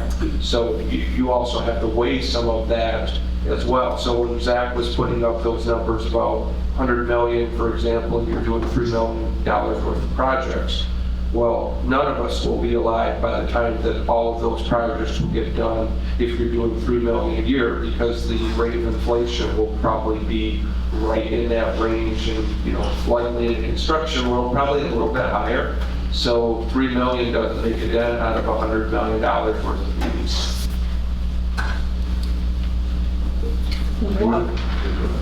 Just the role that you all would continue to play in this. And I know that Zach has mentioned, like who manages this process with us, Sure. So with the scale of the project, as big as this, depending on what route you're going to do, even if it's 60 or whatever it may be. Typically what we'll do in the larger projects that we're working on downstate, we'll have a construction manager on board as well. So generally the AE firm, as we're kind of leading through that side of it, doing the design, engineering, and kind of working through a lot of that scope and programmatic, the design side, getting things up, ready for bids. And from a simplistic standpoint, that's kind of when generally you see a construction manager take those, they start to oversee the bidding process. On a project this size, the benefit of a construction manager is there's a lot of contractors up here that great contractors, but something on this scale, there's a lot of great contractors also that may not be able to bond such a large piece of work. So it allows more local contractors to come in and bid on some of the work, whether it's smaller flooring contractors. You'll see benefits of having the large packages like mechanical, plumbing, electrical, see the savings on those of it being managed and from a scheduling standpoint coordinated by a construction manager versus being held underneath the umbrella of a general contractor. So it starts to hit kind of a tipping point of the traditional design build approach is definitely has its place. I have no issue with it at all, but depending on the size of the project, it kind of some of the benefits outweigh that when you've got a construction manager. At what point in this process would you bring that person on? I think sooner than later. If we get an idea of even just a broad idea of what size project we want to go after, I think being able to start dialing in that scope and getting budget confirmation from a construction manager would be a big benefit. Just from again with the schools that we work with across the state, we see a lot of those estimates and some of the kind of current estimates on what they're pulling together for different bid items. However, so we've got a pretty good gauge on those costs, but a construction management firm, that's what they do. I mean, they're breaking down all those line items and being able to kind of get a better handle on some of those numbers. I think the other thing with the design firm, construction manager, and the owner, I think having all three and put more some checks and balances as well. Mm-hmm. You can, if you back into again to Isaac's point earlier, you don't want to necessarily have pick a number and say, all right, let's get as much as we can for that number. I think you land on the scope, work with the CM and really see, all right, we're at 68, we're at 67, we're at 7, whatever it may land on as far as the priorities from a district standpoint, and get confirmation from the construction manager. We've got something that you've got say you go to the vote and get a successful bond passed, the construction manager is always going to be on board as well. We're going to be going through the design process, and each step along the way, we're going to be back checking some of those numbers and seeing, like, all right, are we still in budget? Do we need to modify some things? Is there fluidity when you go for this bond? Does it have to be specifically that it is for these items, or is there fluidity within that? We will write our, especially, it's kind of different. Part of it is if you've got to go qualified or non-qualified. If you go qualified, you're going to have a much more specific list that you're going to have to adhere to with Treasury. If you go non-qualified, you have a little bit more flexibility, still having to adhere to what's written in the bond language, and that bond language is really developed from that scope that you're submitting to your bond counsel that they develop for you. But you do have a little bit more flexibility as a result of that. Generally speaking, even with the qualified, when we're coming up with a scope, typically when we're going through that entire list, we are That bond language is written loosely enough to allow some flexibility with that. If you've got a line item covered, I always go back to Ironwood. 15 years ago, we put a bus on their line item, on their bond issue for like $2,000. We knew we were not going to get it, but when there's money left over at the end, as long as you have something listed on there, you're able to spend dollars on it. Whatever dollar amount are on the bond application itself isn't necessarily, it's not what you have to stick to, but you have to have the items shown. So, and we'll work with, I think you guys will work with Truman as well, in between with Truman, us, and the construction manager and BFM, like you're starting to get all those items dialed in to know and allow for flexibility as you move forward and not pigeonholing yourself into specific things that happen. Can you talk just briefly about the programming phase, how you go about that, when that occurs? Yeah, I think if the district decides to move forward, I would actually see a lot of times we'll come in, there's times where I'll spend a half a day or a day at an Elder Stowe camp out in the school and let the staff and teachers know, or administration know, services know, athletics, hey, they're here. The biggest thing when being able to come in and listen and let the staff and the users of the spaces know that they've got an opportunity to bring things up, talk through things, get their thoughts, ideas, what works well for them, what doesn't, and really go into it with a clean slate to be able to see what we can do and see what parts and pieces are needed for something. We were chatting through a multi-purpose space for Wilton today and kind of discussing what can be shuffled around, what needs there are. If we're in a multi-purpose space that was looking at potentially some bleacher type seating or Sam Steam type lab setup. So knowing how many kids on 2 to 3 classrooms kids to be able to come in there, asking all those questions to understand what those spaces and what each space is intended to be used for. Some things are easier than others. I mean, if we need to replace the boiler, there's not a whole lot of programming side of it when it comes to it, but from an educational standpoint, that's really where you get into what the thoughts are from that. And at what point does that take place? At this point, we get from a pre-bond standpoint, we start to get some of the basic needs covered. We want to make sure that if there's a need for when there's additions, those type of items, it's a lot of times kind of a 2-step process. We've worked with districts in the past they'll sit down with us and spend a day or two with us, and we're asking those same questions, and you might have teachers and staff that think, well, this isn't going to actually happen. And then it passes, so we'll set those meetings up again. So there's another opportunity. Kind of, we'll listen. I would see potentially if it moves forward, do something like that this fall to really kind of bring in some of those thoughts and ideas once the teachers are back in session. And then once we start getting our work really begins once Dawn passes, start getting into the design and engineering of everything. So early on in that process is when we kind of get that confirmation from those college elements. I just want to try to drill down, I'm sorry, but just this construction manager, is that like now, before we've made this decision to move, how we're going to move forward, or is it? On something this large, I probably would.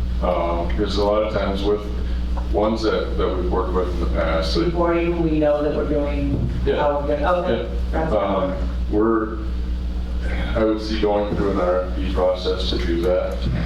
There may be a couple local ones that would want to try and approach it that way. There's CMs downstate. There's a couple in Wisconsin that have been starting to come into the area as well. I don't know the interest, I guess, gauge as far as what that is. I mean, putting an RFP process out for that, so you can start seeing what their fee percentage may be, and get some of those options, and ultimately we feel comfortable with as well. We're gonna have an opportunity to speak to you guys again, right? Like, we don't have to get this. I kind of feel like right now. Right. So we got plenty of time to really kind of, it's almost like building a plane before we're flying it right now. Some of these, so. It's a ton of information. Yeah. So I think, this has been fantastic, kind of going over all this stuff, but, so I think the next step that we're really looking for, because we directed the superintendent to look into some of this stuff, I think the next thing would be directing the superintendent to put out an RFP for a construction manager to at least continue exploring possibilities. While we have not, as a board, decided which direction we're going to go, if we're going to go to the public for a bond or anything like that, that to continue this process that we've already begun would be to direct the superintendent to put out an RFP, a request for proposals for a construction manager. If there's something that we can do to assist with that, again, there's RFPs that we can help with that. I think one thing to clarify too, IDI has always been, our business model is that like all the pre-bond stuff is like we're not getting paid for this. Like it's with the understanding we try to build relationships, we create that trust with the districts, and then upon a successful bond issue, that's when we would actually. And that would be something that you would discuss with the superintendent, Yeah, most likely and I think- at a different date. Yeah, and I think a lot of the construction managers would do the same, so I wouldn't see that being like an upfront cost. I Right. don't see that risk. Right. So can I make a motion then? Yes, you can. I'd like to make a motion for Zach Sedgwick, the superintendent, to put out an RFP for a construction manager. Support. Okay, we have motion and support. Do we have further comments or questions?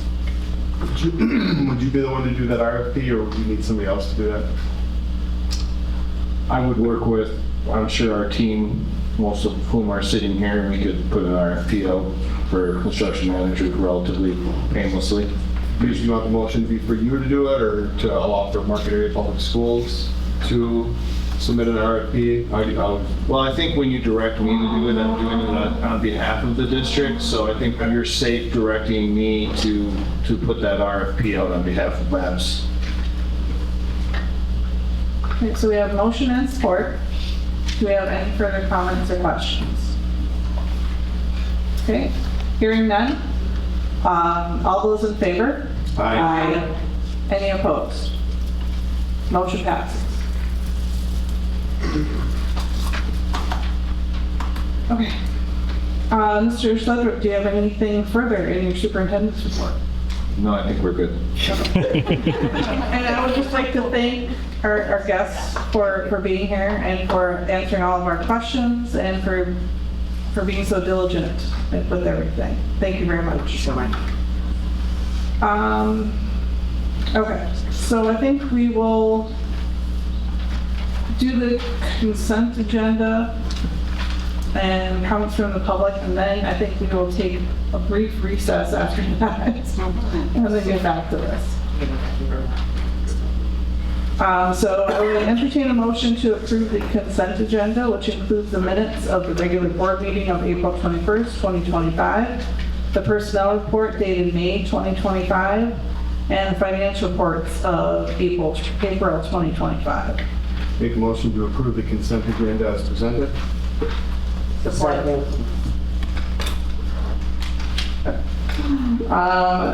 Motion made by Mr. Zdena, support by Mrs. Cliff. All those in favor? Aye. Any opposed? Okay. Moving on to student school board representatives report. Unfortunately, they are not here tonight. Then moving on to comments from the public, we have one. Mr. Brandon Bray. Yeah, up at the podium. And thank you so much for sticking with us. Thank you so much.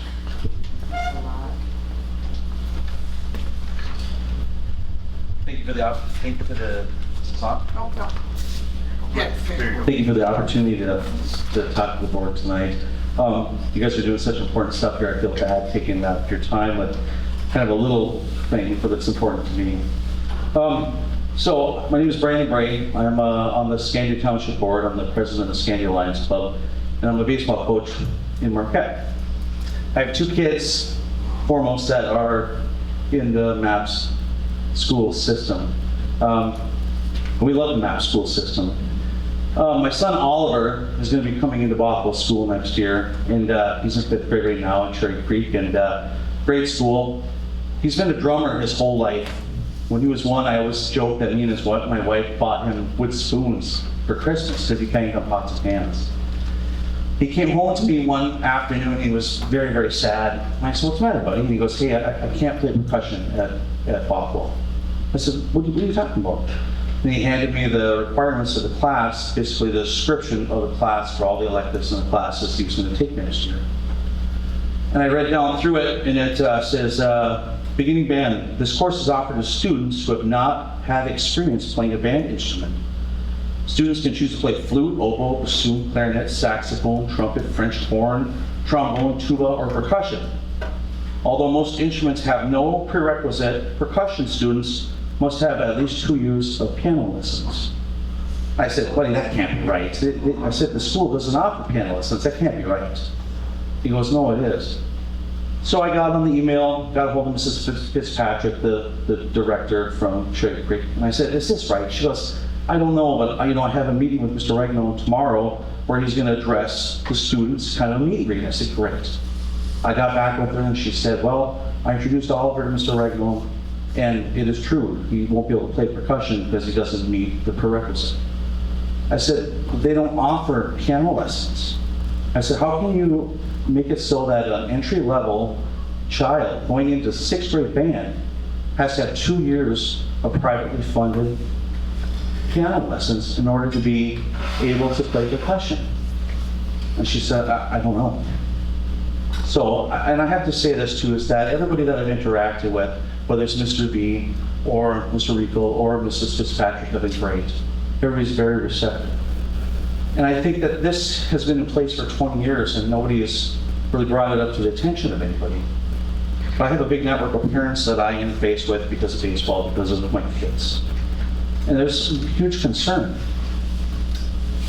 There's a teacher from the high school, I don't want to mention his name, but his son was told he wasn't allowed to play percussion and that he should just pick another instrument. And I understand, there's this thought that things like xylophone and stuff require left hand, right hand. You have 2, different measures of music, treble and bass, left hand, right hand. It's very similar to piano. But anybody that's ever played piano or xylophone, no, they're 2 different instruments. And I questioned that over and over again. I said, how can you be required to learn an instrument you're not interested in just so you can be rewarded for given the opportunity to play an instrument you are interested in? And what happens to families who can't afford 2 years of private lessons? They're $50 to $100 an hour for 52 weeks times 2 years. And when you put hurdles in front of kids and parents, some kids, might pick another instrument. Some kids just don't go in band. And I just don't know that teachers, even though they have the best of intentions sometimes, have the right to decide what your kids are passionate about. Or decide, you, entry level, this is entry level, webinars, you don't get the opportunity to follow your dreams. Some kids may burn out and they might not be able to do it. But that's a risk you take with any instrument. And for someone to say you don't get the opportunity, I don't think it's right. It's very inequitable to say only people that can afford 2 years of lessons can do this.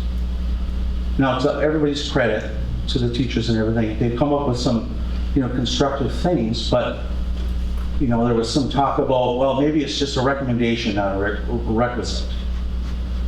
And that you would have to get a hold of the instructor and kind of give permission.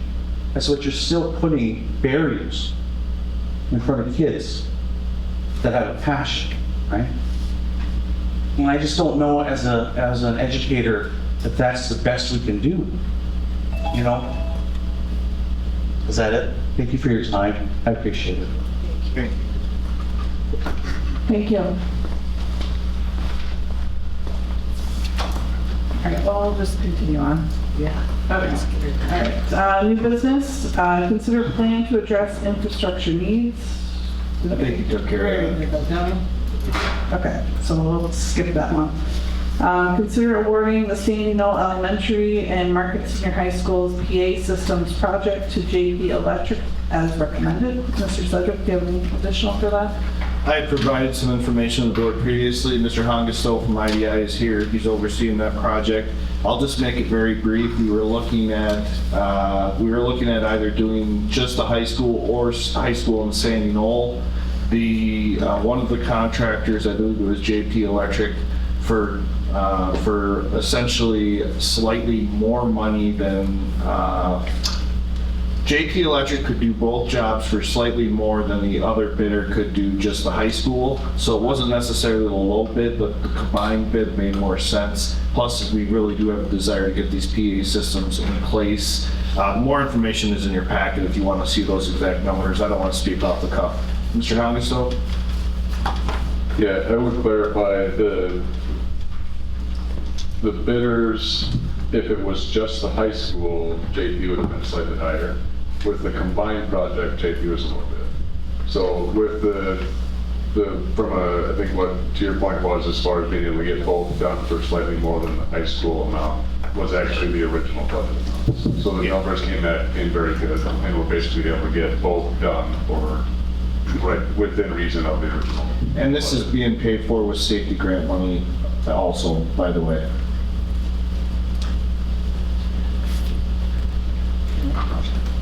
Okay, so I would entertain a motion to consider awarding the Sandy Knoll Elementary and Market Senior High School PA system projects to JP Electric as recommended.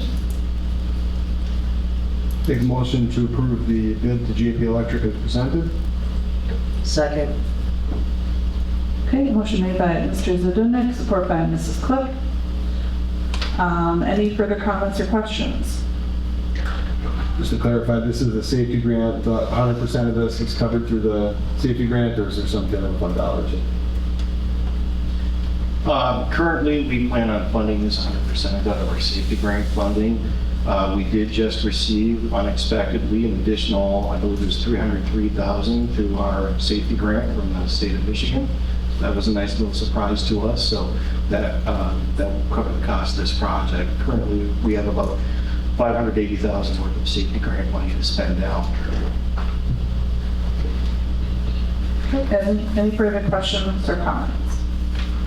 Okay, all those in favor? Aye. Any opposed? Motion passes. Consider purchasing 6 insulated electric carts from Strike Equipment as recommended. And I believe that is also in the packet from Mr. Collins. Correct. He is not in attendance this evening, but we will be, there will be an email going out soon to families to let them know that we're going to be hosting a non-congregate meal program out of Great Barrett this summer, where families will be able to come and pick up food packets to provide food to students over the summer. So these are cold carts that are going to be used as part of support for that program. And this is also part of our spend down plan in the school lunch fund. So the funds are available currently to make this purchase. Okay, so I would entertain a motion. Take a motion to purchase the 6 insulated electric carts from Strike Equipment as recommended. Second. Oh, straight. All right, motion made by Mr. Zadunik, support by Mrs. Maddox-Smith. Any further comments or questions? Hearing none, all those in favor? Aye. Any opposed? Motion passes.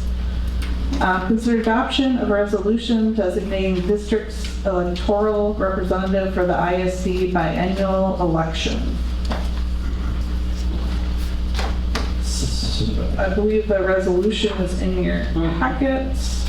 This is for the Marisa biennial election, which would be the first Monday in June.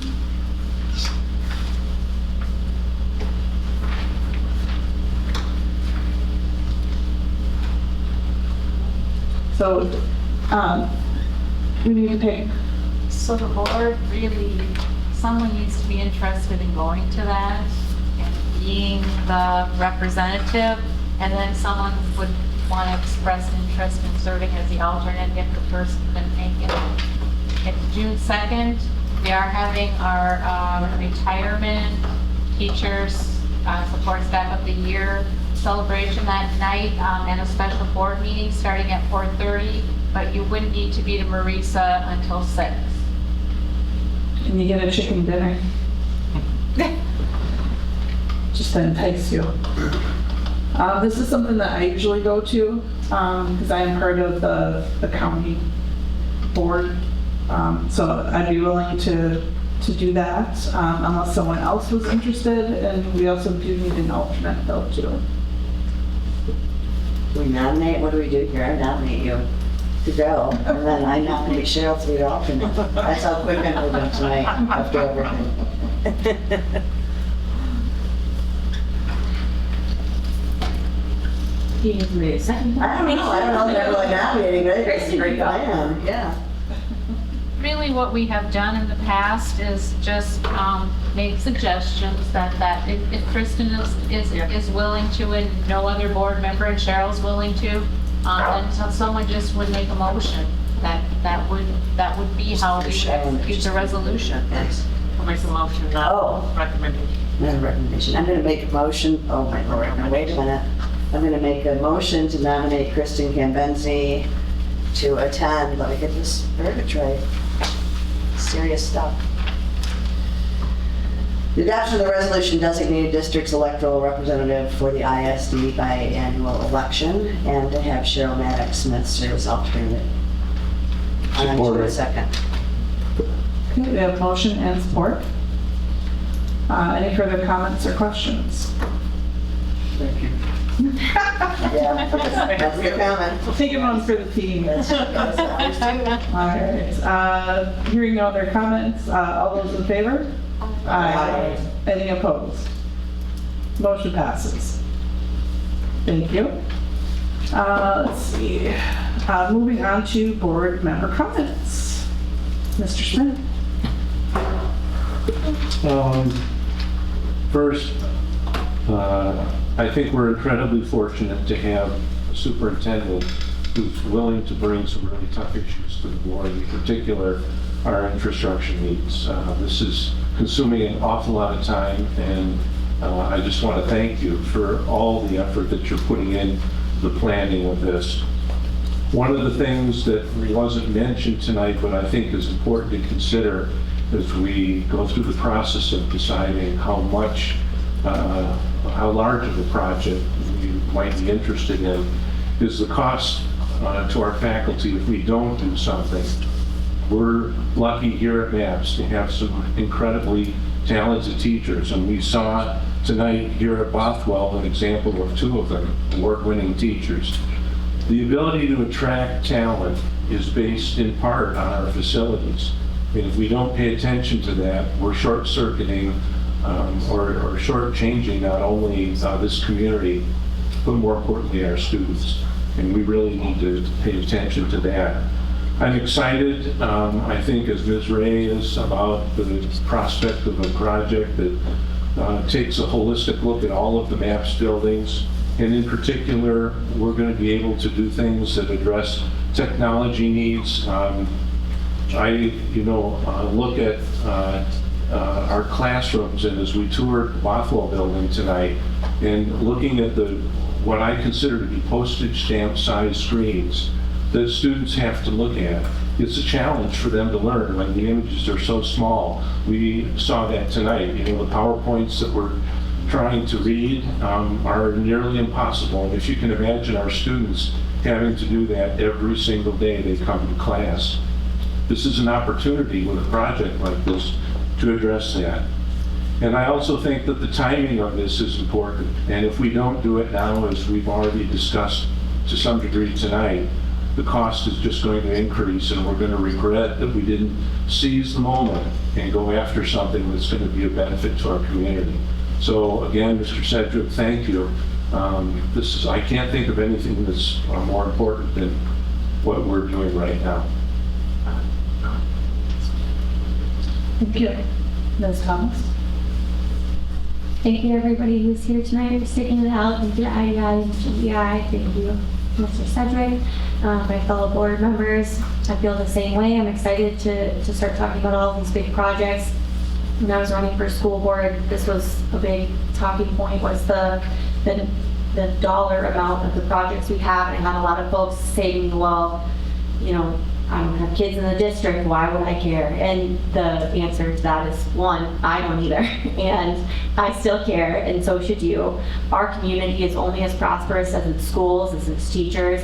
We want people to come back and be engineers from Marquette, and teachers from Marquette, and doctors from Marquette. And we're not gonna have that if there's not a place for their kids to go to school. So as much as I selfishly want this for my future children, everybody should want this for their community. And I'm excited, so thanks, guys. Thank you. Mrs. Maddox-Smith? Thank you, everybody, for hanging out with us this long. It was a lot of information, a lot of